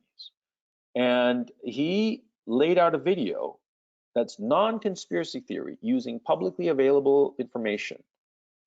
And that seems to prove where this virus came from and seems to show who was patient zero. The first casualty of this thing, the first patient who died, was just some investigator who was investigating bats at this laboratory that was fucking 300 yards away from the fucking wet market in Wuhan. Okay, I'll link it when I post this video tomorrow. But anyway, there's going to be a war. I mean, that's what I think. And the signal that it's going to happen, that the war is going to indeed take place, is if the U.S. starts defending Taiwan, because Taiwan for the Chinese is just the itch that they can't stop scratching. Hong Kong, they're okay with Hong Kong and Macau as well, but Taiwan, because it's where the nationalists went, the anti-communists, right? They hate those fuckers, and so they hate Taiwan. And yeah, the U.S. siding with Taiwan is basically marking its line. It's basically saying we're gonna fuck you up, China. And that's when anything can happen, because the Chinese, like I said, they care about their money and they care about saving face. God knows what they'll do. Okay, so that's my real concern. And there will be a large cabal of people who will be in favor of this because they think it will help the economy of the West. Insane as it sounds, to go to war and kill other human beings because they think that it'll help your economy, motherfucker. That's next level evil shit as far as I'm concerned. But you got everything in this world. So anyway, let's move on to the next issues. What about social life insofar as the man-woman thing and feminism and toxic masculinity and so forth? Well, we're already starting to see the effects, right? I mean, a lot of women who used to be all, you go girl and girl power and all that shit, now they're making eyes at the betas, the beta providers who are steady and know what the fuck they're doing. Yeah, we're going to see more of that, okay? And see, look, I spent a lot of time in Ukraine, as you guys know, right? In Ukraine, the government is shit, and the government can't provide anybody with anything, okay? And so what happens? Well, the women, they're fucking feminists all get out. They always dress up to the nines, always. You never see a woman who is overweight in Ukraine. They're all slim, yeah? They've got plenty of food, and they're not poor in so far as food resources. And they got McDonald's and Pizza Hut and all the same shit that they got, in the UK or the US or Australia or wherever. They got all that same crap, but they don't eat it. They stay in shape deliberately, and they look good when they go out. They always dress up nice when they go out. They always wear makeup and have their hair combed nicely. Always, no exception. Yeah. Why? because there's no daddy government to save them. See? They have to get a man. Yeah, it's as simple as that. In the West, you have all these social structures and whatnot that give all the support to women, right? You know, institutional support. There's none of that in a poor country like Ukraine. So what does a woman wind up doing? She winds up looking for a dependable man. Yeah. And she hitches her wagon to a dependable man. That's what she does. And she doesn't wait around for a big daddy government to save her, because big daddy government in Ukraine is never going to do that. The same with Belarus, the same with all the poor Eastern European countries. That's why Eastern European women look good. And you go to Asia, to the poor countries in Asia, same fucking thing. The women look good. They take care of themselves. Why? Because they're trying to attract a man. That's why. Because at some reptilian brain level, they realize that they need a man to get ahead in the world. And so they value a guy who might not be like pretty boy handsome and might not be that socially adept, but is dependable, is well off, treats them right. Fuck yeah. They look at him like he's made of gold, for crying out loud. Because to them, he is. He can provide them with a future. Now, the United States and Western Europe and the Western economies, Oceania and whatnot, see, if the economies go tits up, well, they have gone tits up, but they really go tits up, right? You're going to see more and more of this shit. Women are just going to start looking better. Also, something else that's going to happen, as more obese people start to die from this thing, because they are going to drop like flies, everybody's going to have an incentive to get into shape, especially the women. And they're going to say that, oh no, healthy at any weight is not true. We have to get in shape. And they are going to work their asses off to get in shape. Yeah. And they're going to explain it away as if it's a health thing against the coronavirus, but it's not. It's to get men's attention. Yeah, yeah, yeah. That's what's going on. And feminism and toxic masculinity. Oh, they're going to love the toxic masculinity when, you know, the shit's getting heavy and everybody's fucking desperate. And there's that one toxic masculine guy who's got his shit organized. Yeah. He's not going to be toxic anymore. On the contrary. Yeah. Yeah. That'll probably happen. Well, we're already starting to see it. Okay. Anecdotally here and there, but we'll see it's more widespread. And all this feminism talk and all this bullshit, it's going to go out the fucking window. Yeah. And by the way, this whole thing about transsexuals and all that shit is also going to go out the window. As people suffer more, they're going to have less patience for bullshit. See, that's human nature. You know, we put up with all kinds of bullshit when we're doing well. Yeah, because we're like, okay, this guy's giving me bullshit about trannies and whatever the fuck, but I'm doing okay. I can put up with it. I'll just ignore it, right? But when people are suffering, when things are tits up, they got no patience for that shit. They'll tell them, shut the fuck up. I got bigger problems than whether you were born with a dick and think that you should get a vagina. Fuck off, crazy person. That's what they say, which is what they should say. It's a sensible approach, but you know, people only start getting serious about shit when shit gets serious. You see what I'm saying? So yeah. So you know, you got to keep in mind that this crisis is going to be great for guys and shit for feminism and all the garbage that we've been, you know, following for so long, because all that garbage is the product of a rich society. It's as simple as that. Only in a rich society can people indulge in this insanity. Okay? You got to see it in those terms. Yeah. Now, finally, I want to make something clear. See, nobody knows the future, and everything and anything that I might have said in this webinar about the future, it's speculation, you know, it's spitballing, it's bullshit. Take it with not a grain of salt, a boulder of salt, for crying out loud. I could be, and probably am, completely wrong about a whole bunch of shit. When I throw this shit out at you, it's not with the idea of me being this oracle who's always right. Don't think of it in those terms at all. Think of it in the sense that I am throwing this shit out there so that you think about this shit. And I encourage you to disagree with me, so long as it's reasonable and logical, and you have like logical steps that lead you to disagree with me, okay? Because that means that you're fucking thinking, yeah? Because see, nobody knows the future. Nobody knows the future. We can speculate about the future. And of course, I'm terribly interested in the future because that's where I'm going to be living in. You know what I'm saying? So of course I want to know it and try to figure it out and suss it out and think this and think that. And I'm telling you, but whatever I tell you, take it, like I said, with a boulder of salt on the one hand. Think of it as a point of departure for you to come to your own conclusions. If you agree with me, that's great, but agree with me because you see the reasons that have led me to a particular conclusion and say, yes, those are good reasons, and I see your logic and I agree with your logic. That's good. But if you say, oh yeah, you know, CRP said this shit, so it's true, then I'd like to smack you upside the fucking head and say, think, motherfucker. You see what I'm saying?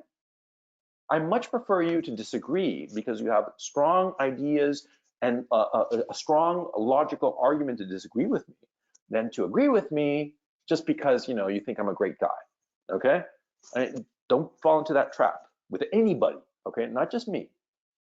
Nobody knows what's going to happen.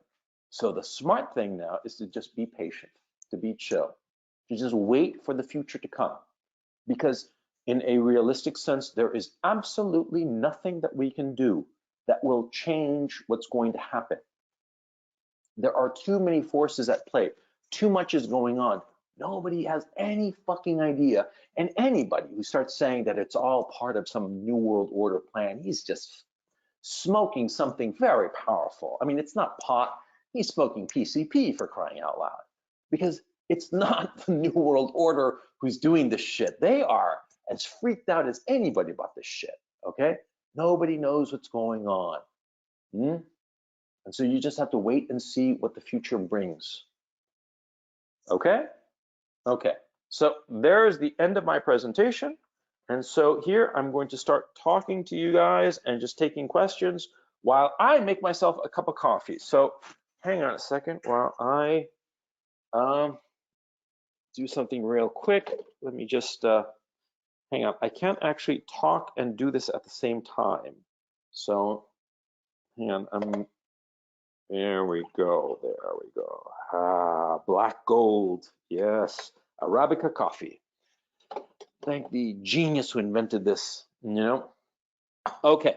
So guys, here we are. Whoa, 72 attendees. That's really cool. So I just lowered everybody's hand and oh yeah. Somebody said that it was a good idea for me to look at the questions and have you guys, if you have questions, I'll go over the questions, and if I find a good question, I'll call on that on the person who asked that question. So why don't you, in the questions area, put down the questions that you want to have me answer, and I'll be happy to do so.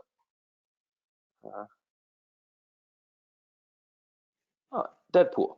Here, let me get to Deadpool. Deadpool, where are you? Yes, here you are. Hey, Deadpool, what's up? Hey, you can hear me? Yeah, I hear you fine. How you going? How's it going? Good, good. How's everything? Oh, riding out the apocalypse, man. How are you Yeah, doing? it's good. It's torture because I see less freedom. I can't do things I want to enjoy. I hate it. It's Yeah, torture. yeah. Well, like I said at the beginning of this broadcast, you know, focus on doing the things that you've always wanted to do.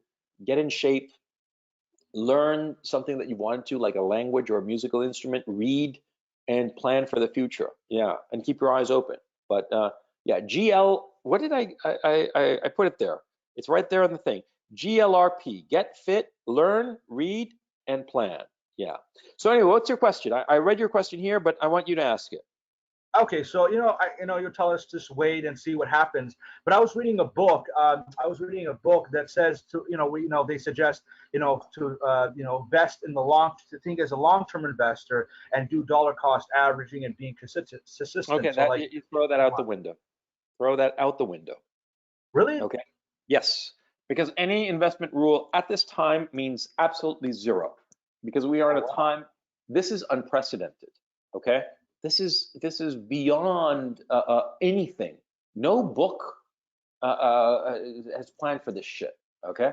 So no. Forget it. Any investment strategy now, it's crazy. Okay. because there's no predictability, because all those investment strategies are based on predictability, that the markets will behave into the future more or less as they have behaved in the past. But this is not the case right now. Nobody knows what's going to happen. So you got to keep the idea of having an investment strategy now, that's insane, okay? Because you are going to get your face ripped off. Simple as that. Yeah, I mean, I'm sorry to be so blunt, Deadpool. I mean, I don't mean to be disrespectful, and I hope that you don't take it this way. Hello, you there? Oh no, yeah, I'm here. I'm here. I was doing my reading and read so many some finance books and trying to get different opinions, and it seems the best way. I think it's it's really confusing because so many opinions. There's this person says this opinion, this person says that opinion. It's like hard to decide how to make a decision because like it's just so many opinions. Like you can't know what is the truth. That's the crazy part. Yeah, I understand you completely. I understand. So I'm here to tell you, nobody knows. Anybody who claims to know, he's lying. Okay? And anybody who claims that his strategy, his thing or whatever is the magic bullet, he's lying. Because this is unprecedented. There's no rule book for this period that we're living in. Okay? It's as simple as that. And most investment books, they have a strategy that in this current environment just is not applicable. So forget about it. You gotta pay attention to yourself and not how can I put this? See, you have to understand when things are beyond your control, and as an investor, you have to realize that if you do not understand where things are going, then don't play the game. It's as simple as that. See, like for instance, in my own case, I've been thinking a great deal about the puts that I put out back in early February, right? And I thought that I'd get a little bit of money, and I got a whole boatload of it. But it wasn't because I was smart, okay? It was because I got lucky. Because I thought to myself, this coronavirus hits Wuhan, which was like Pittsburgh back in the day, an industrial city. So there's going to be a whole supply chain interruption. The Chinese announced that they closed down Foxconn and Johnson & Johnson's factory in China, right, because of the coronavirus. So I figured there's going to be a supply chain interruption, and that will hit eventually in the spring, I thought. And in point of fact, I remember when I was putting my bets down, I was thinking to myself, man, May, do you think maybe it'll be in June even, but I figured, oh, May, okay. And what happened? Well, it happened a lot faster and it was a lot bigger. And so I made a shitload more profit, but it was luck, okay? But I knew what I was doing in the sense that I had a clear objective because I was thinking logically towards how the money would be made. Now, today, April 5th, I have no fucking idea. Nobody does, okay? And we can say, oh, it might go this way or that way, but nobody knows. So don't get locked in. And if you don't know where to put your chips, don't put your fucking chips on the table. Just don't, you're sitting at the roulette table. Think of it in these terms, right? And what, you just randomly put your chips on the table and see what happens? No, you want to put your chips where it makes sense. And at this time, nothing makes sense. Ergo, don't put your chips on the table. Don't be dumb. That's my suggestion. I hope this helps out. So basically, just the best option is just to keep in cash and see what happens. And I guess use the cash to invest in ourselves, in our education, or as they say.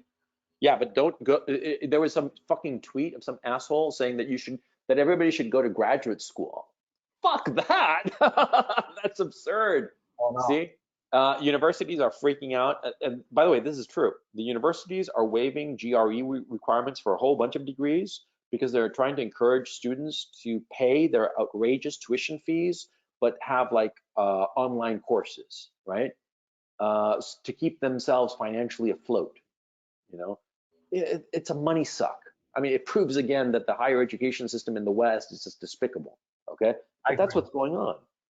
So no, when I say invest in yourself, I mean you read, but don't pay somebody else to give you some accreditation, because that accreditation isn't going to be worth it. You learn shit. You learn a language or an instrument. You read books. You think for yourself. but hoard your cash. At this time, the smartest thing to do is to hoard cash and have as much cash on hand, because God knows what's going to happen later. Yeah. I hope I've answered your question, man. Yeah, thank you so much, Coach. No, it's my pleasure, man. Thank you so much, Deadpool, for being on. I appreciate it. Okay, let's go to another question.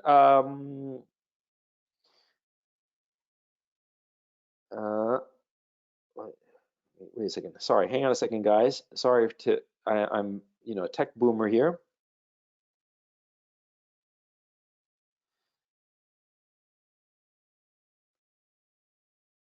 Roberto Flores has a really interesting point, and I want him to share it with everybody. Roberto, are you there? Hello. Hello, my man. Hello, Roberto. Okay, I'll leave him unmuted. Maybe he'll like plug in his mic or something. So I'll read his question because it's a really good question. Roberto asks, I know this sounds weird, but I will argue that the US dollar is not inflating or deflating. It will remain the same. Ah, there's Roberto. How's it going? Hello? Can you hear me? Yeah, I hear you fine. What's up? Fuck. You okay? I don't. Sorry. Yeah. Hold on. Let me just lower your volume and let me speak. So I sound perfect. You sound a little wavy, but go ahead. What's your question? I mean, I read it to people, but I want you to say it. It's not. I really argue that the US dollar, in terms of purchasing power, will be the same. Simply because that the Fed is buying up, it's holding prices of stocks and other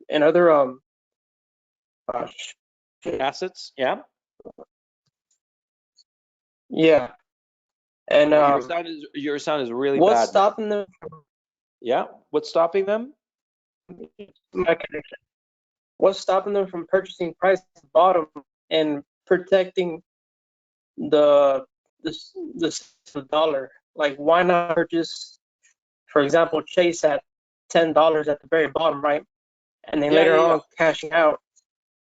No, I see your point. I see your point. It's a good point. Yeah, I'm gonna have to mute you, man, because you're like really sound kind of. I don't quite understand what you're saying. But I think I get what you're saying. You're saying that the Fed will price support all assets. Yes, I agree that they will price support financial assets, right? But real estate assets, I don't think that they're not gonna be able to. They might price support mortgage-backed securities for the same reasons I mentioned previously, but not actual physical properties. They have, first of all, they have not much incentive to do so because financial institutions are not invested in actual real estate. I mean, they have a few real estate holdings here and there, but they're trivial in the scope of their books, right? But also there's that one problem, and the other problem is that there's so much real estate that for the Fed to go out there and buy real estate wholesale just to maintain prices, that would be crazy, and that would really be inflationary. So I don't think that that would happen. I do not think that that would happen. Look, I think that the issue of, at this time, the dollar value, the purchasing power of dollar, it's fluctuating by different asset classes. What we're having is a rebalancing of asset prices. That's what's going on. And some asset prices, all assets really, they were overinflated. And they were overinflated and they are collapsing. The only assets that were not overinflated were commodities, agriculturals and industrials. And the industrials have collapsed because of lack of industrial demand. But the agriculturals are maintaining steady, but it's the others, the financial assets that are collapsing, and the Fed is going to be focused on that. Okay, so here's a good one. Sebastian Mendo has a really good question. Hey, Sebastian, how's it going? Hi, how's it going, Coach? I'm doing great. And you? How's it going in Peru? Pretty good. I actually went against your advice, and I'm actually here back in Peru. You got back? Yeah, in wholesale quarantine. Thing is, I did some math, and I realized I was not going to be able to survive in Canada, so I just came here, man. Yeah, okay. Well, good luck to you, man. I hope things work out for you. Everything's great. Yeah, good. So my question is the following. So I'm currently a student.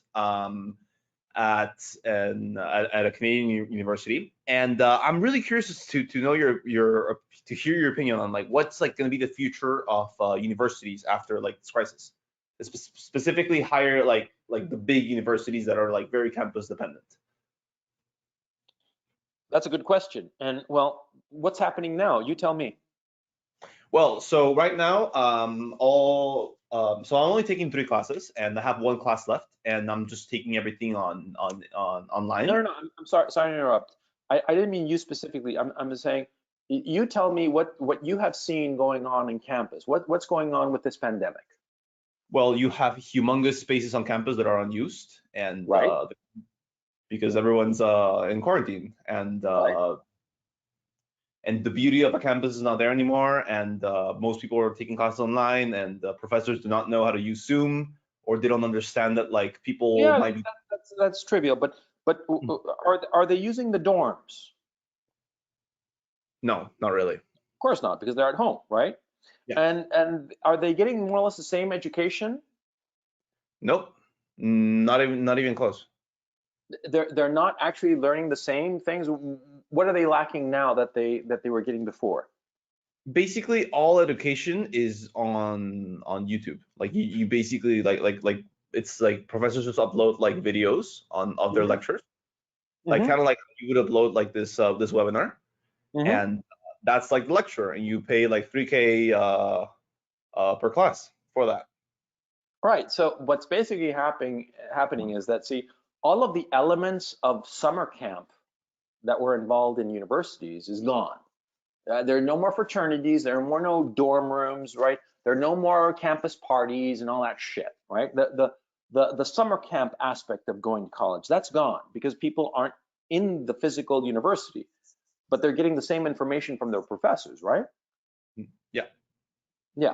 So what happens if, like, say, I'm a university, a big university with a big campus, and I have to maintain this huge campus, but I have no students. How long can I maintain this big campus? Not very long now, can I? Yeah. And so what am I going to do with this huge campus? I mean, it's not an issue that I have a mortgage on the campus, of course, right? But rather I have to pay upkeep. So I have to start shutting down shit, permanently shutting down some shit, right? Because, the students aren't going to be coming back, not for a long time, right? And what's going to happen so far as students are concerned? Students are going to start to realize, I don't really need to go to college. I can just stay home, live with parents, save on room and board, and just take this shit online. And then some people are going to start thinking to themselves, I can set myself up as an online university and hire these university professors and pay them better and charge less to the students for the same accreditation and do it all online. You see where I'm going? Interesting. Yeah, because see, the big university, the location, the destination university, right? Well, all of a sudden, people aren't going there, and all of a sudden people realize that they can do it all online, and therefore, why don't they? And why doesn't a university hire these professors, group them together, and give courses online, and double the salary of the professor, and have the cost to the students, and still make a profit? And what happens to the big university, the destination university? It gets fucked. You see what I'm saying? And there is a glut of professors. There is a glut of professors, of people with PhDs and all kinds of different things, right? And so it would be easy for people to start doing online universities and start charging a lot less. And of course, the education departments will start giving more accreditation to these online universities because the destination universities are all closed. You see? So the destination universities, like the big campuses, University of Michigan or University of Texas or whatever, they're going to wind up being uneconomical. They're going to have to shut down, you see? And these little online universities are going to take over. And potentially the cost of university education will decrease dramatically for students, which would, of course, would be a good thing. And therefore they won't need to go into this backbreaking debt, which has been afflicted on 3 generations of students, Gen X, millennials, and Zoomers. You see what I'm saying? So this could be a huge benefit for students, and the ultimate end of these usurious loan systems and these, really despicable people in the education system that stole the future of so many young people by their incredible cost that was just to prop up the salaries of the administrators. I mean, that's my thinking. This could be a net benefit. Okay, I hope it is, quite frankly. Yeah, I hope I've answered your question. No, no, interesting. No, it's really interesting to sort of like think of like all these possibilities just like coming together. Yeah, yeah, yeah. Um, Wait, yeah, Sebastian, thank you so much. Yeah, I hope you, by the way, are you enjoying this? This is your second time here, right? Yes, my second time. Yeah, I'm enjoying it quite a bit. I'm so glad. I'm so glad. Yeah. And by the way, do you like it that I laid out like the whole outline of the of the webinar at the beginning? Yeah, I think that's really good to just kind of like prepare yourself for like all the stuff you're going to be talking about, and also like in case like we disagree, like it's good to like sort of like review and stuff. Perfect. Good to know, because I wasn't sure whether I should like, like start with one and then reveal the next and then reveal the next, sort of like a surprise, like I don't know, like a drama or a thriller, ooh, what's he going to talk about next? Ooh, right? But then I thought, why don't I just lay it all out, and that way everybody can see where I'm going on each issue. And I hadn't thought actually that thing that you said, that at the end you can point back and say, oh, I agree here and I disagree there. And that's another good reason to have it up. Okay, so I think I'm going to do it like that into the future. I mean, do you prefer this, or like in the other one where I reveal slide after slide after slide? I think maybe a combination of both of them. Like you might start with all topics at once, and then like, for example, go slide by slide on specific things on each topic, and then have like more like data or things like that. Yeah, that's a good idea. Yeah, I see exactly what you're saying. Yeah. And it would be Yeah. real easy, because what I could do is just repeat this slide and like present this slide, go into a couple of slides about something else, and then return to this slide, right, to keep it there. This would be like almost like the background slide for everything, and just like, yeah, that's a good idea. Yeah, thanks a lot, Sebastian. I really appreciate it. Yeah. No worries, coach. Thank you very much. Yeah, thank you, and I'll catch you next week. Sounds good. Okay, let me see. Shane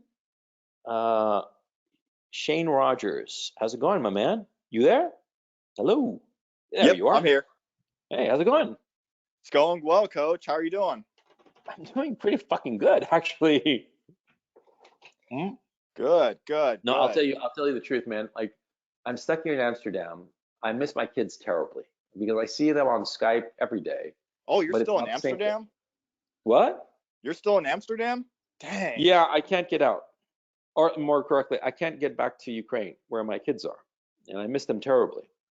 But they closed the borders, and there's no way for me to get there. There's no flights or anything, right? And there's no possibility of going by land. There are too many borders between here in the Netherlands and there in Ukraine. And so because of that, I'm stuck here, and it's really breaking my heart, because even though I'm talking to my kids every day on the phone, on the Skype, I see them, right? And they see me, but it's not the same as being there, and I miss them terribly. I have to admit that I'm enjoying this period very much. I'm sky high, because in my own personal case, things have worked out just aces. But I mean, this is financially speaking, but on a personal level, just being away from my kids really, really it really fucking sucks. What can I say? Yeah. Yeah, you got a shovel? I'm just kidding. But I do want to get to my question here, and that's really kind of piggybacking off of your last conversation about universities. Given like the state of the universities today, with with so many campuses that are not being used, and so much debt that's getting accumulated from that, do you think like the next phase that they're gonna for this next stimulus bill, like say, quote unquote, phase 4, will be a bailout of the universities. No, that's way down on their list of priorities. Yeah, way down on the list of priorities. There are much more Really? important things. Yeah. Because like you got the number one priority is right now the financial institutions and the pension funds, especially the pension funds. Yeah, they are probably freaking the fuck out over the pension funds. Okay, and so that's their number one priority: the pension funds and the financial institutions, the big financial institutions generally. Then after that will be the key industries, like Boeing, GM, Ford, Chrysler. Those are going to be up next. I mean, after the financial institutions, right? Right. Then probably the oil companies, because the oil company debt is going to go tits up pretty soon.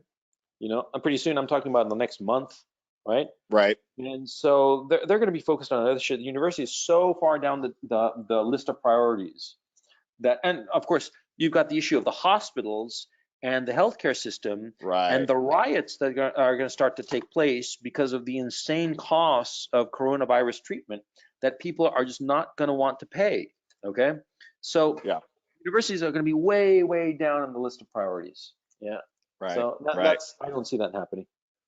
Yeah.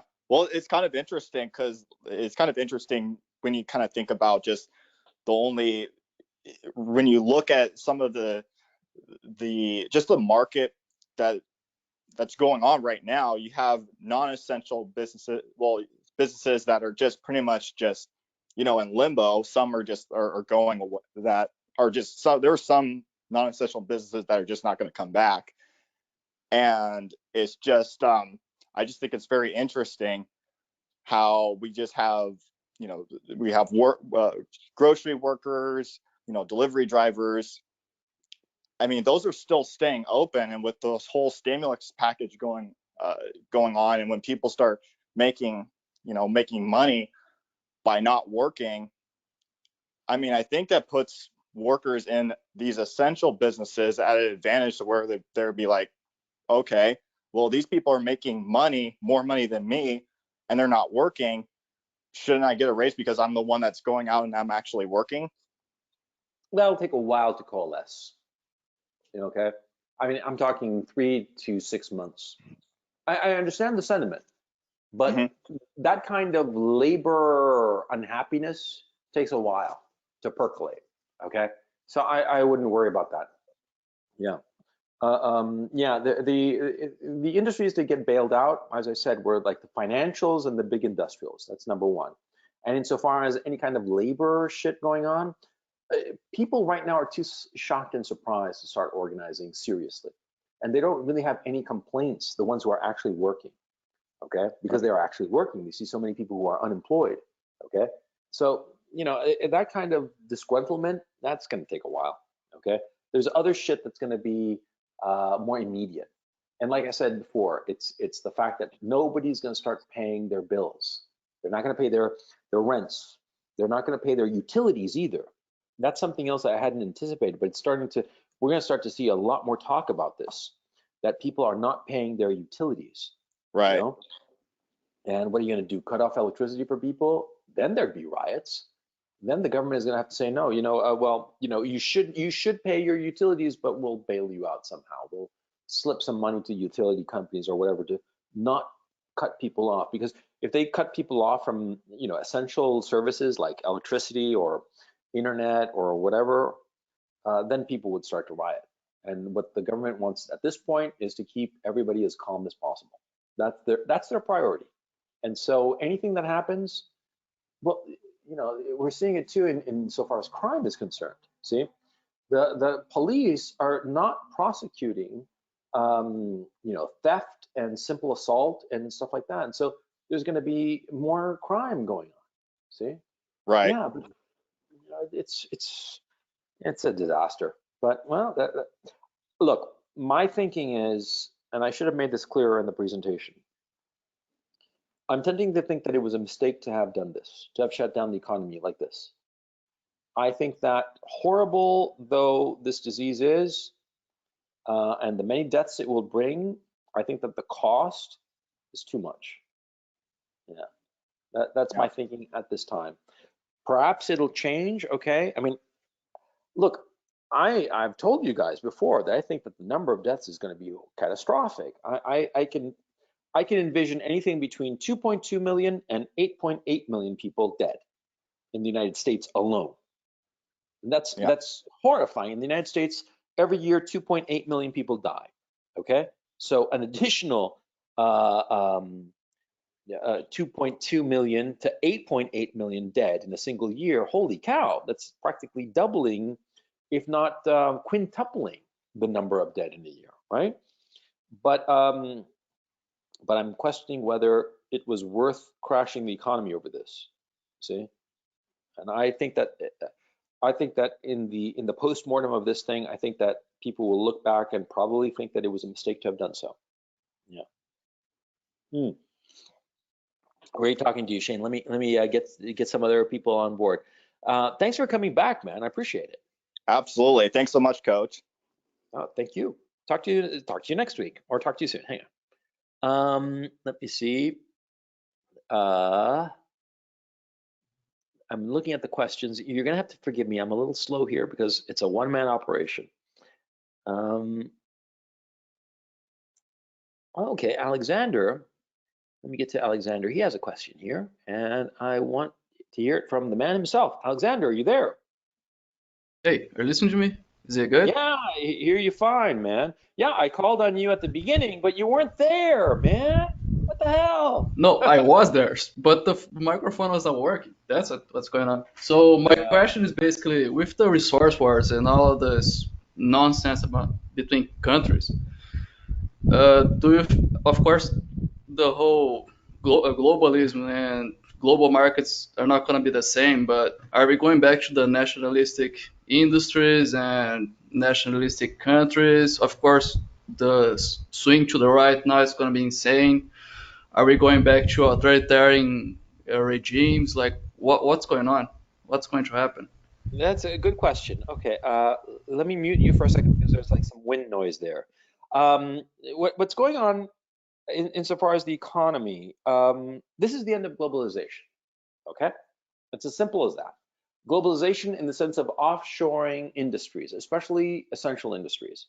What people used to think of as essential industries in the United States, at least, was defense.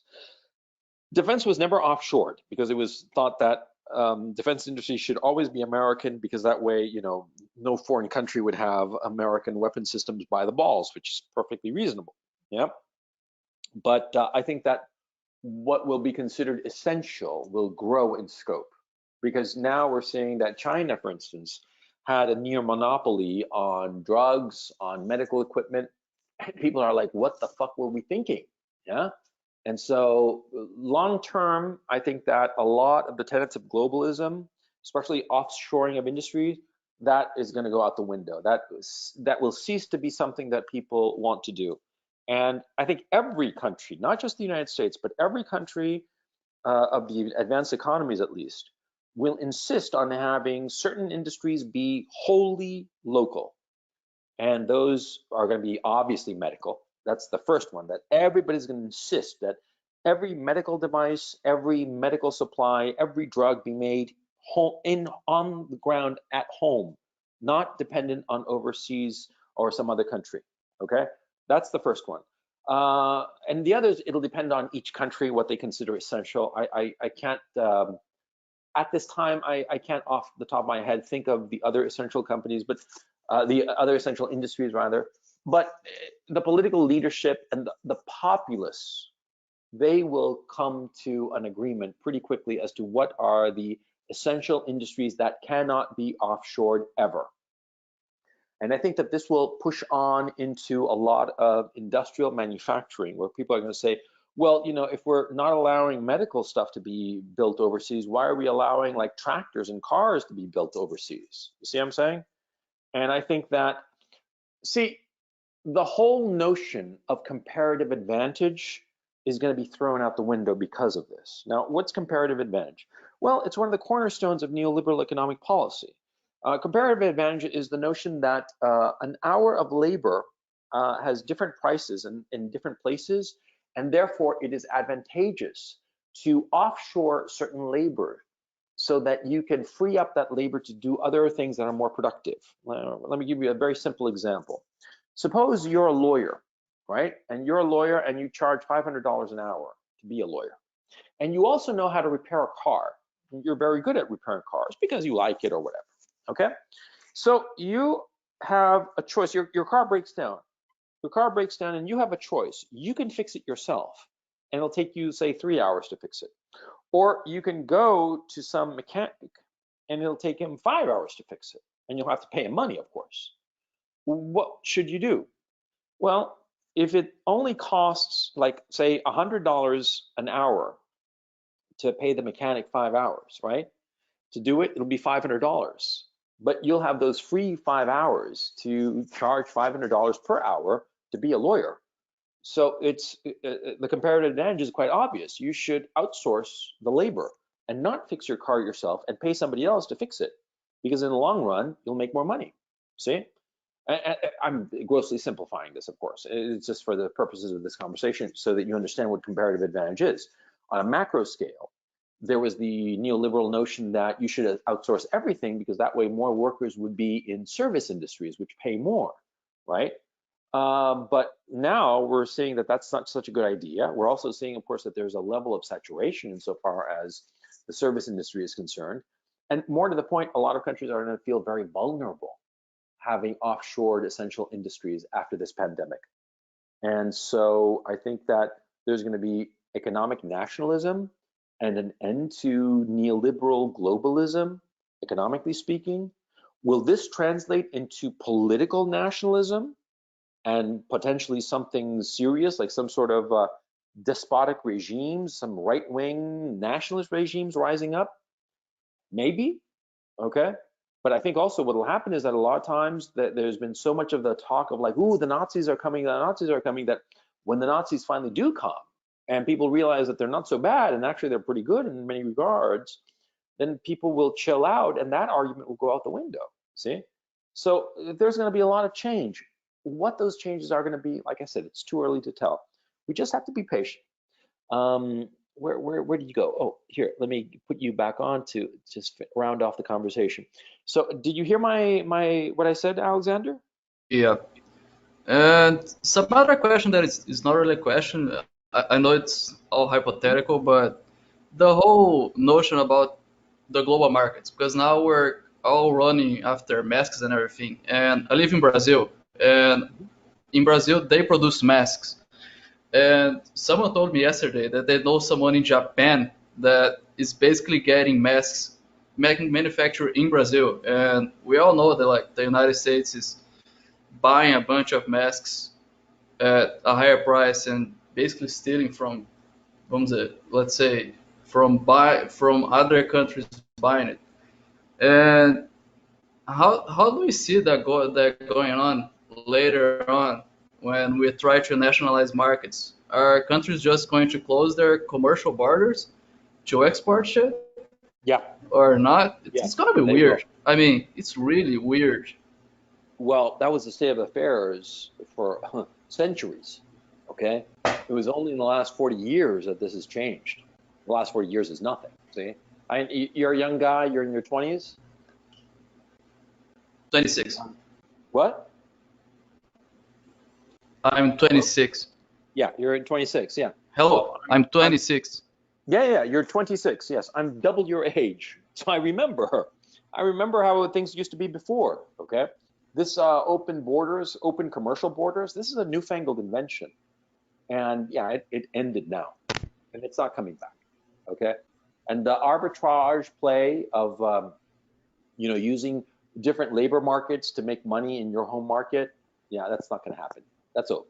That's definitely over, see? So, and there's no way that that's going back because people, the political wind has changed, and also people in the developed economies are like, holy shit, our entire industrial base has been completely hollowed out and we can't manufacture anything.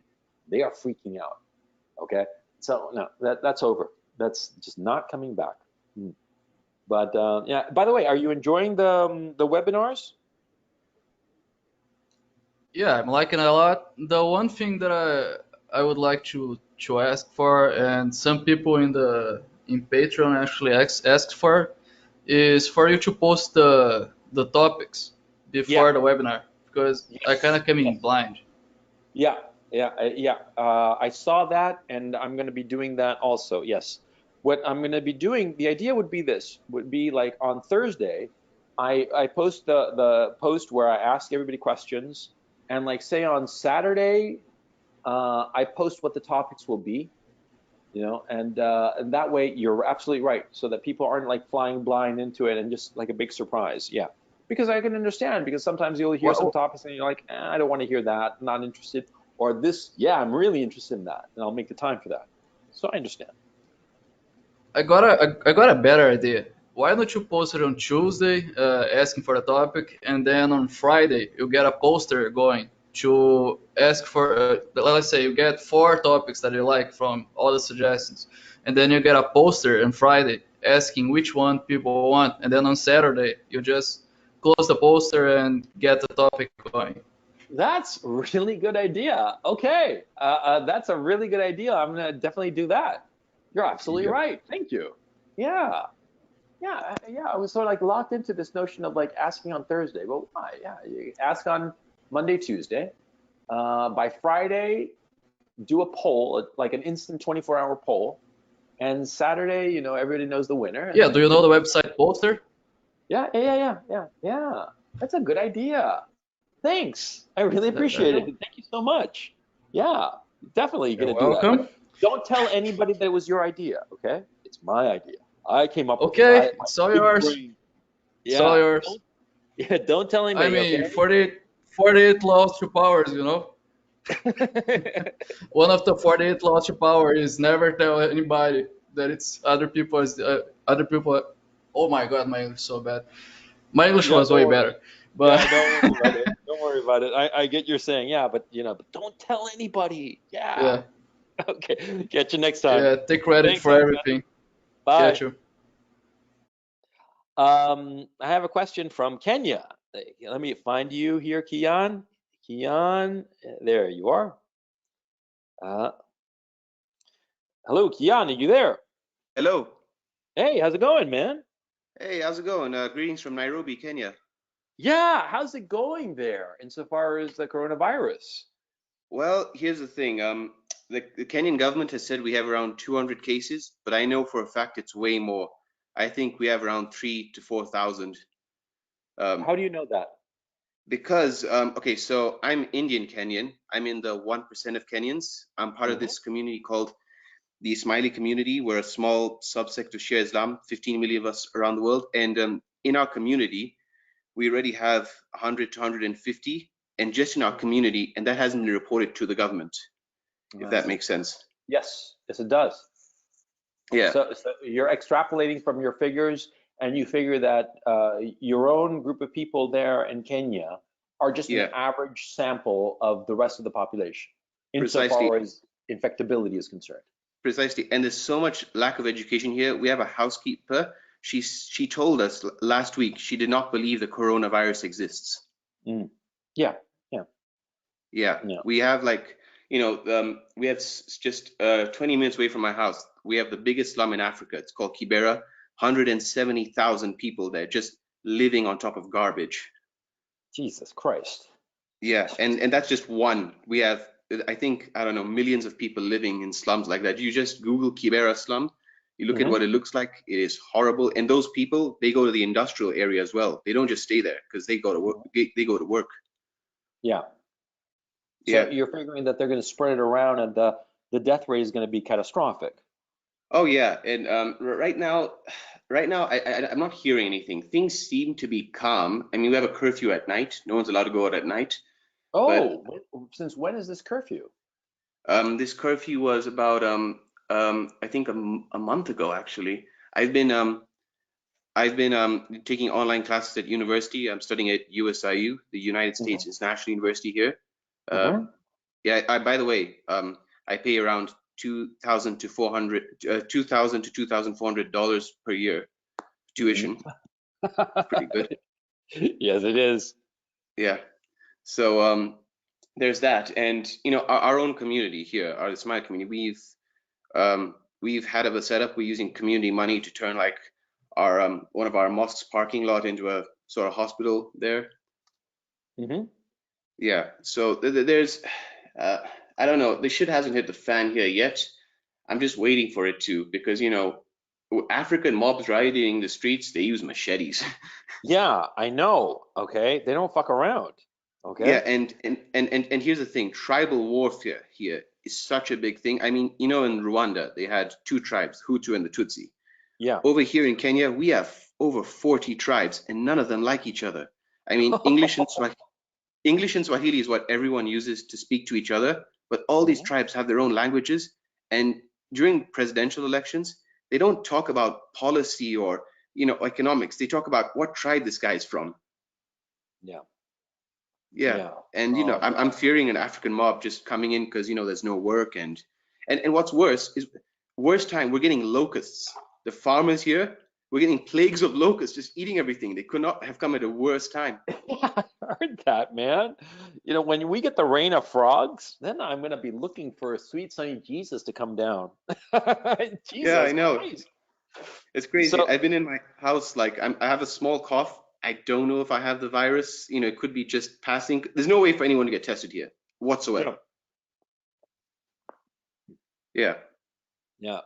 I personally have been feeling under the weather, but ever so slightly under the weather since Yeah. the 16th of March. And Same with me. Yeah. I think because my daughter actually was very sick with the flu, but I mean like Mm, not, I mean like very sick, but not hospital sick. And she's 7 years old. yeah. And eventually she got over it, but it took a while. Yeah, it was like a Mm, nasty flu. Yeah. yeah. And now I'm wondering if maybe she had it and now I have it because my Mm, both my son and my wife also got it to a lesser mm, extent than my daughter. mm. And my own symptoms have been just occasional, you know, kind of like not really like you know that you're sick, but not like really, really sick. Mm? And Yeah. now the fact of the matter is, we went through, or I at least went through three big international airports: Schiphol, Warsaw, and Geneva in Yeah. during the early February. So if I caught it there, I would not be surprised at all. And so you know, I don't know what to expect of this thing, if I'm going to get it later or whatnot, who knows. But anyway, you had a question. It was a very good question. So let me please ask Yeah. it. So, my question is, how will this affect the West's relationship with Russia? Will they ally themselves with China? Because I've always thought that should have been the case all along, because Russia is no longer the enemy. So you're saying that whether the West will ally itself with Russia? Against China and stop this, you know, bullshit propaganda against Russia. No, I think that Vladimir Putin is a very, very clever guy. Okay, Yeah, I mean, absolutely. he is he is one of the smartest politicians ever, probably. Mm, I mean, you know, I mean, like you can compare that, you know, objectively, but you know, he's up there. I think that he's just going to keep his options open because he is a Russian nationalist. His goal is to repatriate all the Russians that essentially were kicked out of Russia when the Soviet Union dissolved. That's there's a very interesting series of interviews that he did with Oliver Stone. yeah, I saw them. I saw them, Yeah. all four. There are four of them. I forget the name of it, but it's just, you know, Oliver Stone. Just Google Oliver Stone and Vladimir Putin, and it comes right up on Wikipedia or whatever. They were Yeah, like really long, and Oliver Stone, you know, whatever you think about the guy, he is a very well prepared guy, and he asked very intelligent questions of Vladimir Putin, and he asked them over a period of months. Actually, I think it was like a couple of years, and put them together in this documentary. And from this documentary, you realize that Vladimir Putin is communicating his priorities because, you know, Oliver Stone wanted to make good entertainment, but Vladimir Putin wanted to put across what he's really thinking. And Oliver Stone is a you know, had won Best Oscar as a director twice. Okay, not many people can say the same. Okay, and yeah, so Vladimir Putin knew what he was doing in using Oliver Stone for these interviews, and his priority is repatriating those Russian citizens. He doesn't give a shit about the West. He just wants Yeah. to repatriate his own people and give them a good life. Now, is he a corrupt guy? Has he made shady deals? Probably. You know, has he made shady deals for his friends and cronies? Probably. You know, I mean, probably yes. Yeah. But is he a smart customer? Fuck yeah. Is he going to get entangled with anybody into an alliance that could possibly hurt him long term? No way.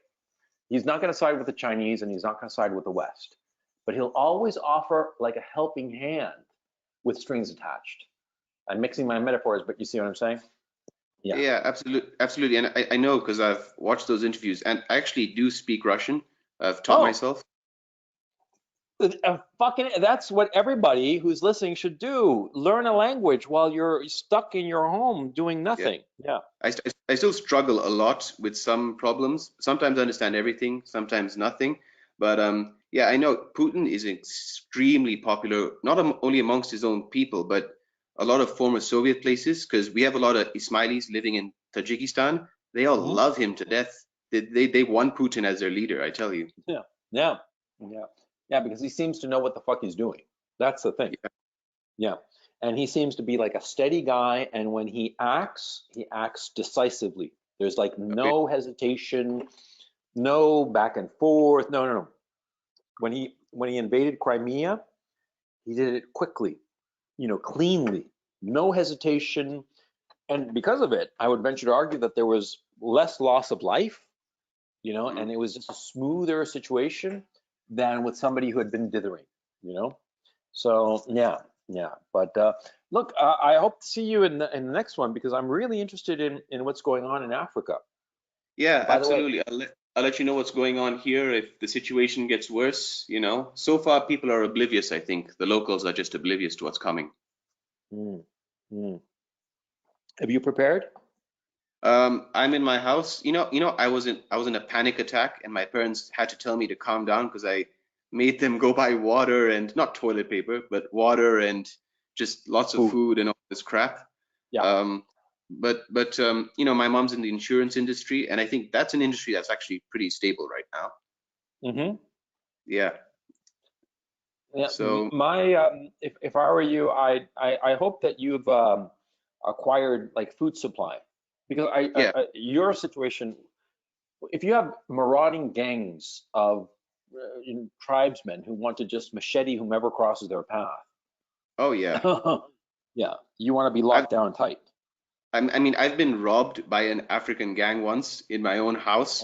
They tied me up, tied my parents up, broke my mom's nose once. This was like a year or two ago, and it was Mm-hmm. terrifying. I can just imagine, that was just five guys. I can imagine just gangs of these people. And, I live pretty well off. I'm upper class by African standards, middle class by American standards, so I can't complain, but, still Mm-hmm. scary times.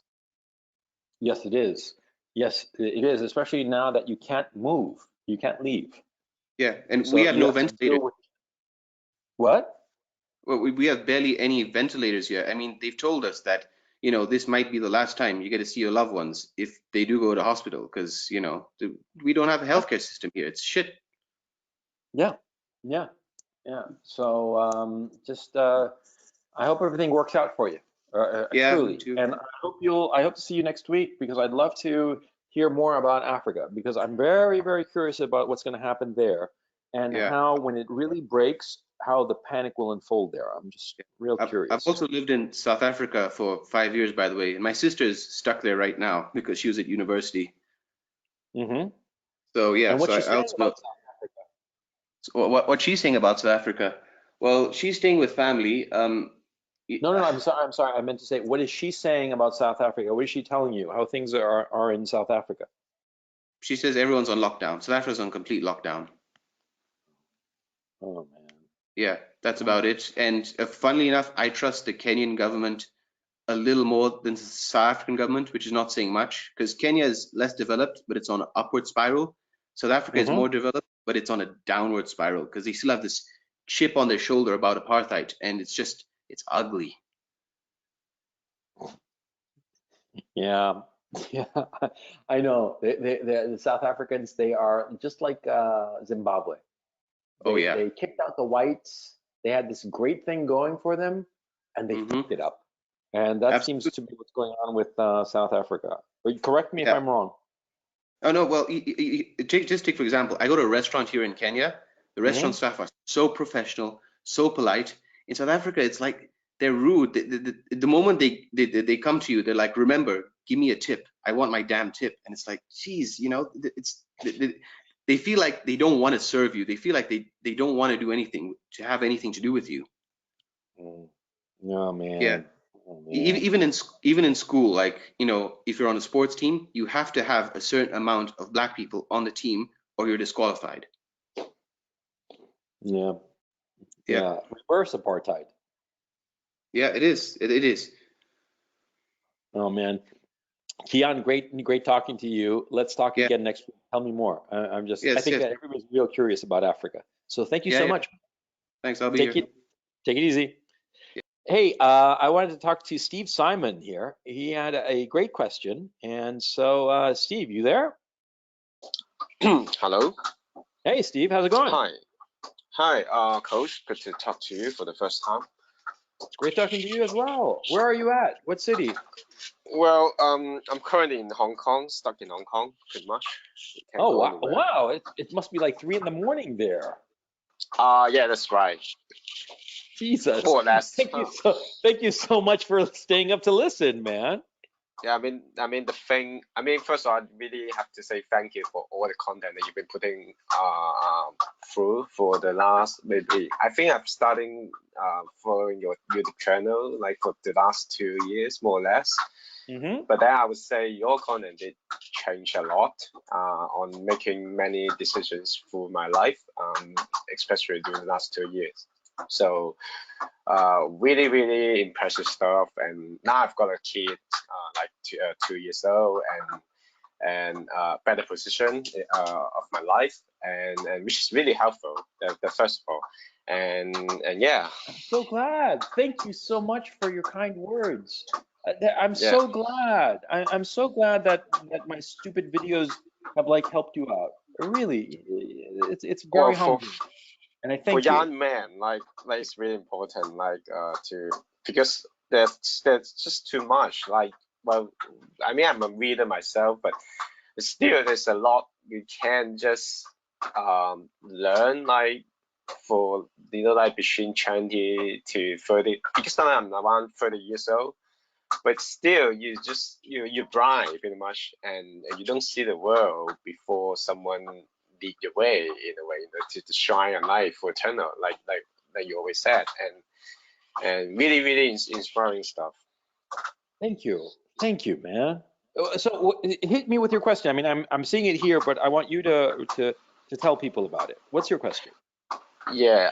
So myself, well, for myself, I'm like a digital builder myself. So I'm a designer, I'm a developer. So I have the ability to build stuff, like build system, build software, build website or platform, and you can see like I would say for the last couple of months, like every business suddenly realized like, oh, they need to go online, they need the web, they need the internet, and you can see that a lot more people are depending on the internet now, like more than ever, I would say, and they started to realize the important, and they need the web. Pretty much, there's no other option. Like for example, I got a couple of friends that like a gym trainer. They couldn't conduct the class anymore. He has to go online. He has to go do live class, or even asking me to put up a web shop to sell the content, to get the orders. And there are some friends of mine at retail. Again, they just feel like, oh my goodness, they need to get money for online, or otherwise they're out of business.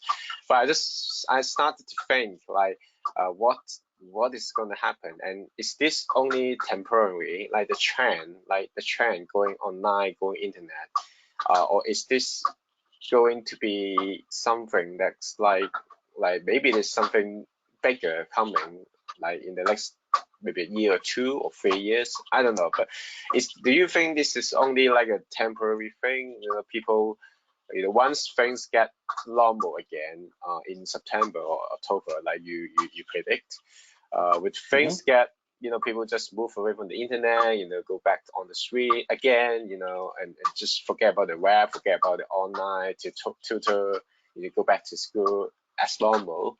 Or do you think the web will be having like a more important position to our, like culture, globally speaking, like people will be like, they need the web. And do you think there will be something bigger that's going to happen on the web? Like, because web, again, it's another world, that's what I want to hear. I haven't heard of you talking about, a lot on this kind of areas. I'd like to hear your opinion. Sure. Yeah. So let me think. I'll tell you what I think. I think that this change, because of this, that everybody's working online, this is permanent. Okay, let me mute you for a second because there's a little bit of like a clipping noise in the back that is interrupting. This is permanent, and what's going to happen is that, see, a lot of companies are working with their workers online because they told them all, work from home. And so what's going to happen is that companies are going to realize, hey, we used to have this office space that had individual cubicles, say, for 50 people, say. But now everybody's working at home, and the same productivity is, people are delivering their work from home, and we don't need this big office with 50 cubicles. Or in other words, what's going to happen is that companies are going to realize that they can outsource their office space to their employees' home. You see what I mean? They'll be able to save that money and not spend it on office space. Now, this has very interesting implications insofar as retail office space, real estate, but also on a social level, of course. What will happen is that people will start to realize that they don't need to be there at the company. They don't need to move to the city where the company is because of the online world. Because what will happen is a lot of companies will realize that they can outsource, or not outsource, rather, they can have their employees working remotely. But these remote employees, they can be anywhere. And the remote employee will only have to go to the office periodically every week or two, maybe, for some meeting or some specific reason that he has to gather with a bunch of other people.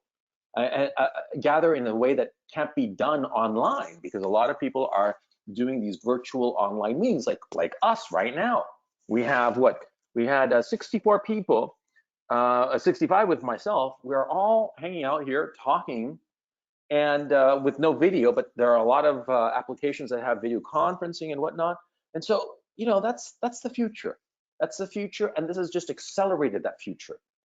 And so companies are going to realize that they can save a lot of money, and people are going to realize that because of this kind of online work, they can move to cheaper cities. They can move to small towns. They can move wherever they want to, so long as they're relatively close to their offices, because you have to assume that periodically they have to meet at their office.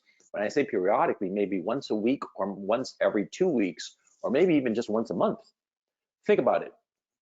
If you have to go to work every day, then you don't want to live in the United States where the distances are big and the commute times are long. You don't want to live more than, say, 50 miles away from your work at most, right? But if you have to go only once a week, well, then you're willing to go, like, I don't know, 100 miles away. And if you only have to go once every month, you're willing to live, how far away are you willing to live? 200 miles? Yeah.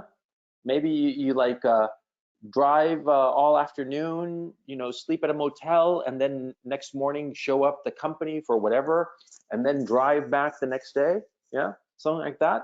And it would be cheaper for you to live far away because it'll be in a cheaper area with just as nice a house. I mean, you see where I'm going here. Commuting people will be spread out because there won't be that need to live right by the office. Because if you think about it, this concentration of workers near where they work, that started with the Industrial Revolution, because the factories drew workers from the countryside to the city or the town where the factory was. And the city or the town, if it was a small town, it became a bedroom town for that factory. And if it was a city, the people started living there, and because there was a labor pool there, then other factories started moving to that city as well to take advantage of that labor pool. And that's how you have this concentration of cities. But if you can do it all online, or a lot of it online, then people will spread out. They'll spread out more, and this will potentially revitalize certain small towns. Not every small town, and who knows which small town gets revitalized. I mean, I'm saying this not as an opportunity to invest, but rather just, you know, it'll happen to some towns and not others, and the reasons, who knows why. It'll be a crapshoot, okay? So the idea of investing would be ridiculous, but I'm not interested in that insofar as this observation is concerned. I'm interested in how people will think. If things were to go back to normal, like in September, as I think at this time and hope, quite frankly, I think that this would stay. This notion of doing stuff online and not actually having to go to work. And a lot of companies would agree with that because they can save money. They can save a lot of money. And say they would tell their workers, stay at home, you're perfectly fine, you know? Yeah, that's what I think. Where did you go? Hey, oh, there you are. Steve, so let me unmute you. So Steve, does that answer your question? Yeah, I mean that's a really interesting point of view because I, you know, like the company that I'm working with, we've been contacted by a couple of property maintaining companies, you know, like where like huge corporation managing like over 1,000 of corporation space in Hong Kong or globally speaking, and they were like asking us like, oh, is there like a tool that could help them to like a virtual showroom, you know, where they can show. I think they really need to get new renter or you know buyers, you know, to get the office space because you can see it's really difficult to meet the clients. They were asking us to build tools to do that.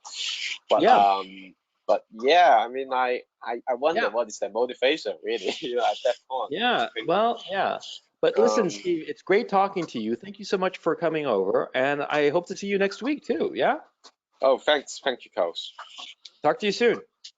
Yeah. Let me see. Mauritian Struggle has a question. Now, full disclosure, Mauritian is Mauritian is a bastard. He's just some guy I know. Nobody likes him. You know, he's just like this awful guy. Yeah. Hey, how's it going, brother? Yeah. Can you hear me loud and clear? Yeah, I hear you fine. What's up? Great. Yeah, not much. Just enjoying the lockdown, I suppose you could say. Yeah, you had a great question. Why don't you tell it to the audience? Okay, so I know you've gone to some extent in other videos on your channel talking about reading particular literature, so Fyodor Dostoevsky and the like, War and Peace and things like that. But I'd be very interested to hear what other things you'd recommend, since if we're going to be stuck for 4 months in lockdown, surely we can get through plenty of books. You can get through, what, 16 books in that time if you do one a week? Easily. Yeah, I mean, like my thinking is that if you're reading like say 50 pages a day, which is what I do, right? I read every day 50 pages. That's my goal. Sometimes I mean, most of the times I make it. Sometimes I don't, and I feel very guilty, but 50 pages a day is the goal. And on days off, I do 50 pages in the morning and 50 in the evening. At that pace, you can get through a lot of books, okay?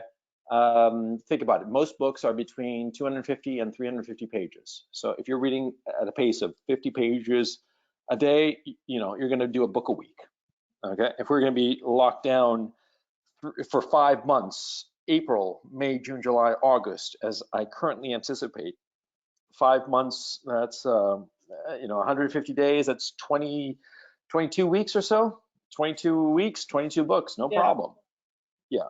Well, my thinking is that you should read, you should go with the 19th century classics insofar as novels are concerned, okay? All the big novels before Madame Bovary, because my thinking is that Madame Bovary was the before and after. Before Madame Bovary, books were about people, and Madame Bovary is about people, but after that, they just went to shit. And the 20th century novels are just dumb. They're just respectively just a bunch of bullshit. But the other kind of literature that I would read is nonfiction. And I have to say that there is so much good nonfiction that explains stuff. For instance, I'm currently reading a book called Dinosaurs Rediscovered. Now, I actually bought this book back in September for my son. because I bought the hardcover. And the reason I bought it was just because it had a lot of nice pictures in it, right? A nice diagrams of dinosaurs and whatnot. And it was kind of like scientific. And I flipped through it and I thought, he'll probably like this. He's 5 years old. And I figure I'll get it and, I'll read it to him and he'll like enjoy the pictures and whatnot. And the thing that happened to me is that I did indeed buy it and I showed it to him and he loved it. And it's his favorite book because he loves the pictures. But he just didn't let me read it. And what happened at some point is that I started reading it and got really fascinated by the topic. So I wound up buying it myself. And long story short, it's a book that I'm currently reading. It's fascinating. It tells about the state of scientific discoveries and scientific theories about dinosaurs. And it's really interesting. And the thing is, see, there are a whole host of books like that about a whole host of different topics, because nonfiction today is extremely well written, and it can teach you a lot of information about things you don't know. Now, why does it matter to learn things that you don't know? But let me adjust the question. Why is it important to learn about things that are outside your wheelhouse, things that are just peripheral to your interest, maybe even? Because all that additional information, it gives you little insights that you can potentially apply to the problems that you have at hand. There's like a lot of discussions, for instance, in this book, Dinosaurs Rediscovered, which I highly recommend, that talk about how certain scientific discoveries were made. And because of that, you see him, the author, whose name slips my mind right now, you see him explaining how the scientists arrived at a certain logic to solve a particular problem. And you start to realize that that same logic, you can take that formula of logic and apply it to your own problems and solve them. You see what I'm saying? And so a lot of times my thinking is, it's not so much that, this book will teach you something specifically. No. It's more general in the sense of like watching how other people solve a problem can give you like a little example that you can potentially apply to your own problems, no matter how different they might be, you see? Now, I love Dostoevsky because he presents so many different people, different characters that are real, that they are like people that you've actually met. I mean, I know that you've read Brothers Karamazov, right? And the character of Alyosha, Ivan, they're like a human type, and you feel to yourself, yes, I know that guy. I've met that guy who's really arrogant because he's such a big brain. I've met that guy lots of times. Sometimes I was that guy. You see what I'm saying? And so the issue of reading is not that you're just looking at words on a page. It's not that you're learning the story. It's rather you're gaining little human insights, because the authors of these books, they are writing down what they have seen. And what they have seen is human. And humans are limited creatures, and we tend to repeat ourselves. And so when you see something in one context, like a novel by Dostoevsky, or how a scientist discovered that dinosaurs were feathered, right? Or how they discovered that the feathers were of a certain color and not a different kind of color, and how they are positive it's because of this, and they explain the reasons. You start to learn things about human beings that you can apply in your own life. You see why it's so important? It's not that you're just reading to read, it's that you're reading to learn about people because you're a person. Yeah. Yeah, I'd add on to that actually, and I suppose this is kind of in character. One of the best ways to, I think what you're describing here is something called types or typology. So there are certain types. There are types that repeat throughout history, and one of the most effective ways of learning these types is to go through the ancient religious texts, particularly the scriptures. So if you're able to sit through, like there are some books that are easier than others, but if you're able to sit through the Old and New Testaments, you'll have a very, very good idea of how human beings generally work. Yes, you will. Yeah, because you don't have to believe, you don't have to be a believer to read the Bible and recognize that it's talking about people, and people that are the same, that are recognizable, because you've seen them, you've met them in the here and now. And it's like 3,000, 4,000, 6,000 years ago, and their names are Esai or whatever, but it's the same shit. It's It's always the same shit, different name, different location, but it's always the same shit because people don't change, and that's the key issue. People are very, very predictable because we have never changed. Yeah, yeah. Anything else, Mauritian?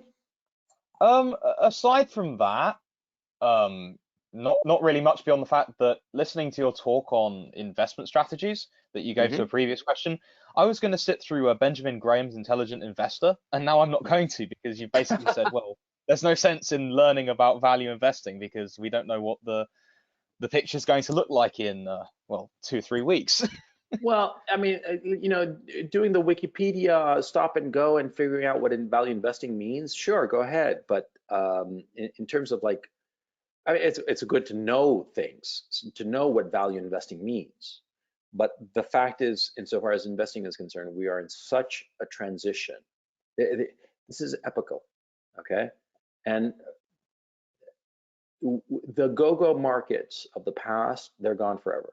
See, because I grew up in the doldrum markets, okay? When nobody paid attention to the Dow Jones, when there was no real bond market. When I grew up in that era in the 70s and the very early 80s. And, I know from my dad, who was a banker, about, the 70s and the 60s and how nothing was going on. Everything was just very, very boring. Yeah. And very boring, and there were no great fortunes to be made. Okay, this is a recent thing, and the fact of the matter is that after the crash of 1929, that started the Great Depression. Well, from 1929, it took until the 50s to recover to the previous level of markets, and from 1929 until 1979. Nothing much was going on in the financial markets. The markets were just incredibly boring. That's 50 years. If you tell me that because of this crash, nothing much is going to be going on in the stock market and the financial markets generally up until the year 2070, I would not be surprised. 2070, that's 50 years from now. I mean, we're all going to be dead, or some of you guys here listening to me will be very, very old men by the time the go-go era comes back. But see, I honestly doubt that we will see a go-go market like the one we just saw ever again, not in our lifetimes, So it's smart to start turning away from that kind of crapshoot casino economy mentality and start turning to something more worthwhile. The fact is also is that the hardships that this will bring, not just in terms of the death of people from coronavirus, but also from this crash of the economy, and how in the next few weeks we're going to start seeing people truly desperate.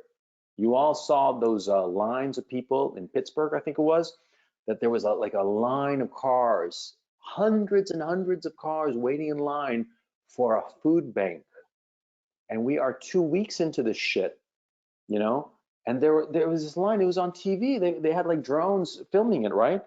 And the line of cars went on and on and on and on. And they're all in line waiting to get food from a food bank. And they were like suburban cars, right? Yeah, the suffering is just getting started. And so when the suffering gets really, really bad, we're all going to know it.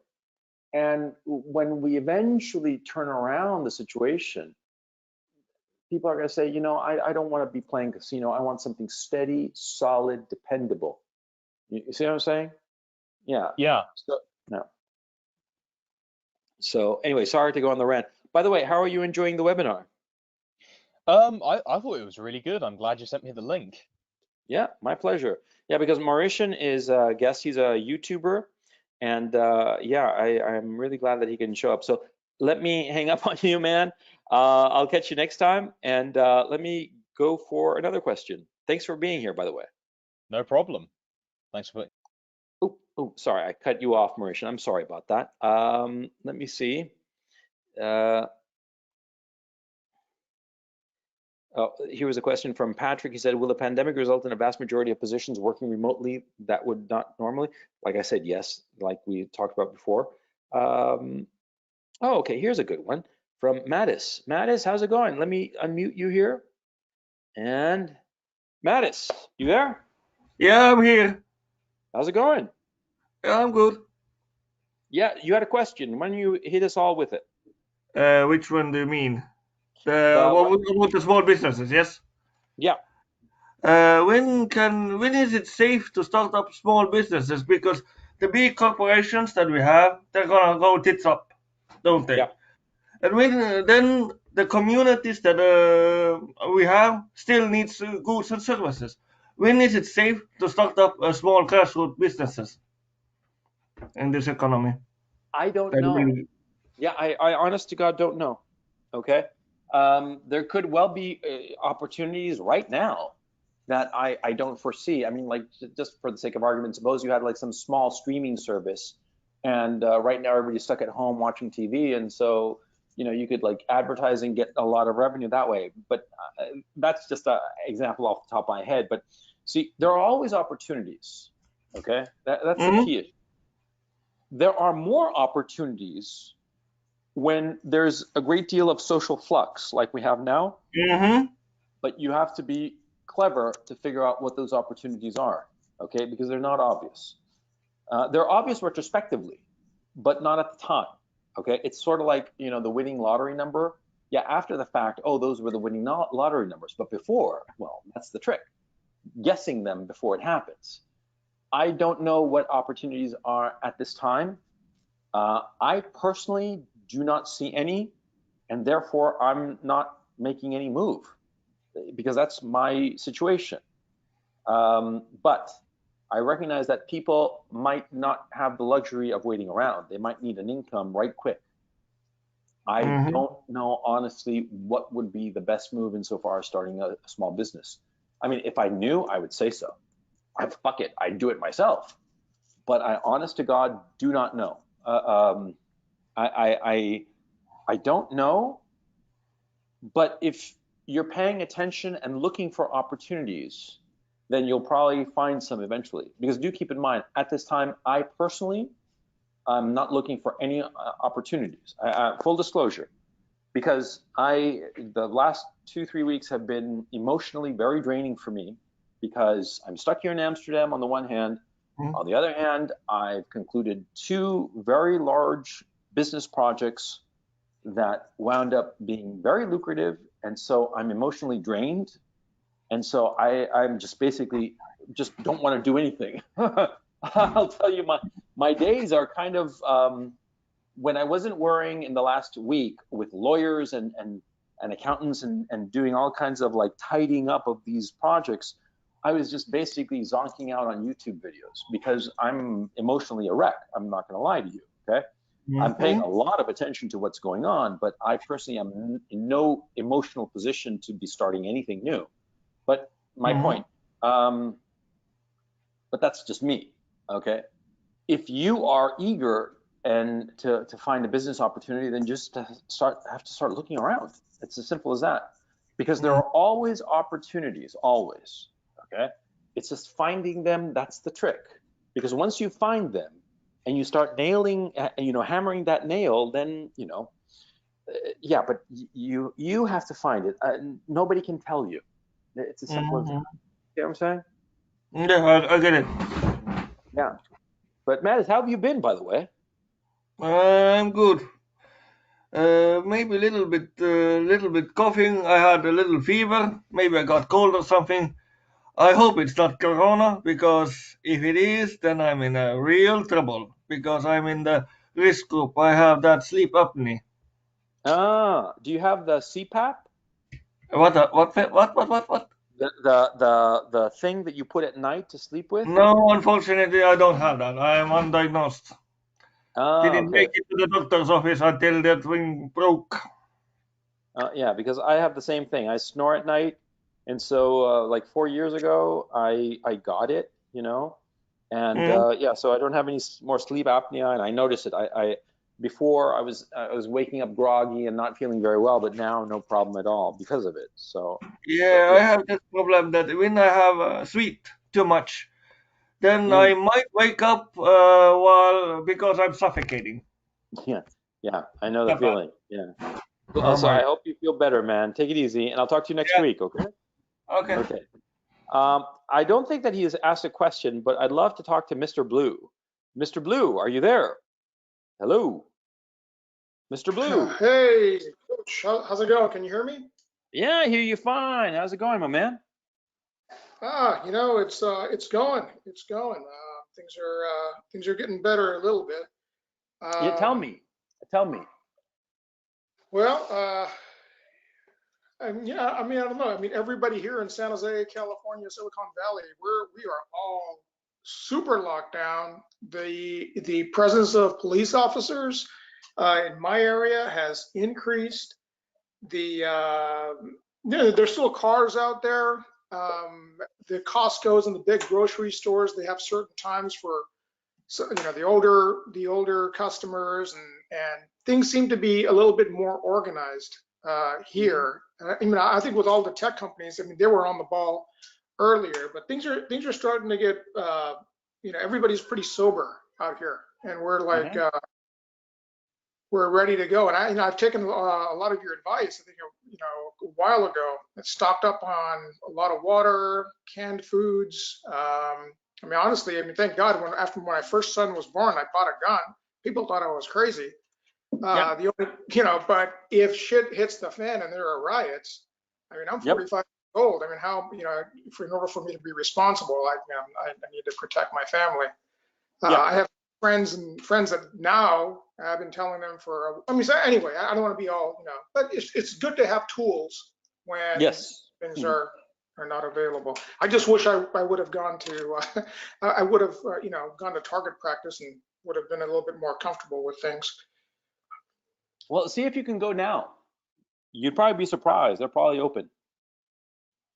Huh. Okay. Yeah, I mean, it takes 5 minutes to check up on your area. Yeah. And by the way, you know, to people who are thinking about buying a gun, and you know, I think that now it might be too late, but check out anyway, just in case. And also, like at gun ranges, go to a gun range, because you'd be surprised. You can come across people. If you talk to the gun range owner and you like make nice, he'll probably be able to point you in a direction of somebody who can sell you a properly licensed and registered weapon, and make it a private sale, and it would be perfectly legal. I'm not advocating anything illegal at all, okay? But what I am saying is that if there are sporting goods stores are not allowing sales, if you go to a gun range, the gun range owner or the people there working there, they might know people who are selling, and they can make a private sale. Because I understand that in a lot of places, sporting goods stores are not allowing gun sales anymore in the United States. Yes, they cracked down quite a bit.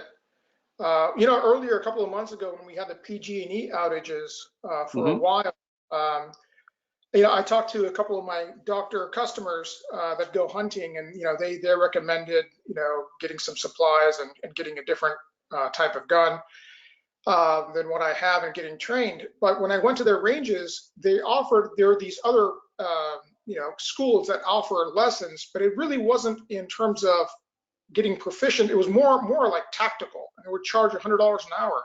And now, you know, ex sheriffs and police officers that have retired and you know, are offering this service.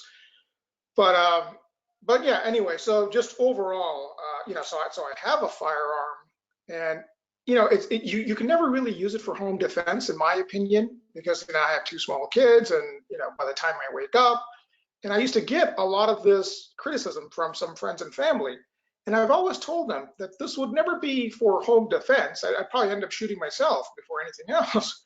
But it's when you go off the grid, when PG&E has this, and if everybody's off the grid for 3 days or longer, it's the people who are not rational, right? There's you know, the things go on. That's when this, you know, this option comes in.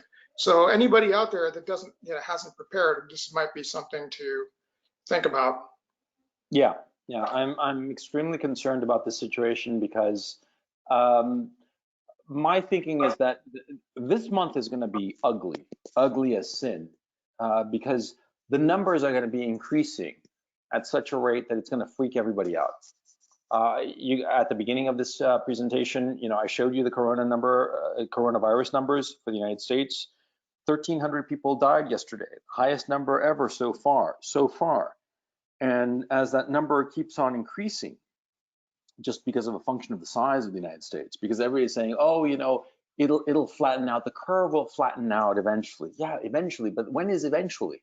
And the problem is that, sure, in Italy and Spain, it's starting to slow down, but it's still, they're still having substantial number of deaths every day.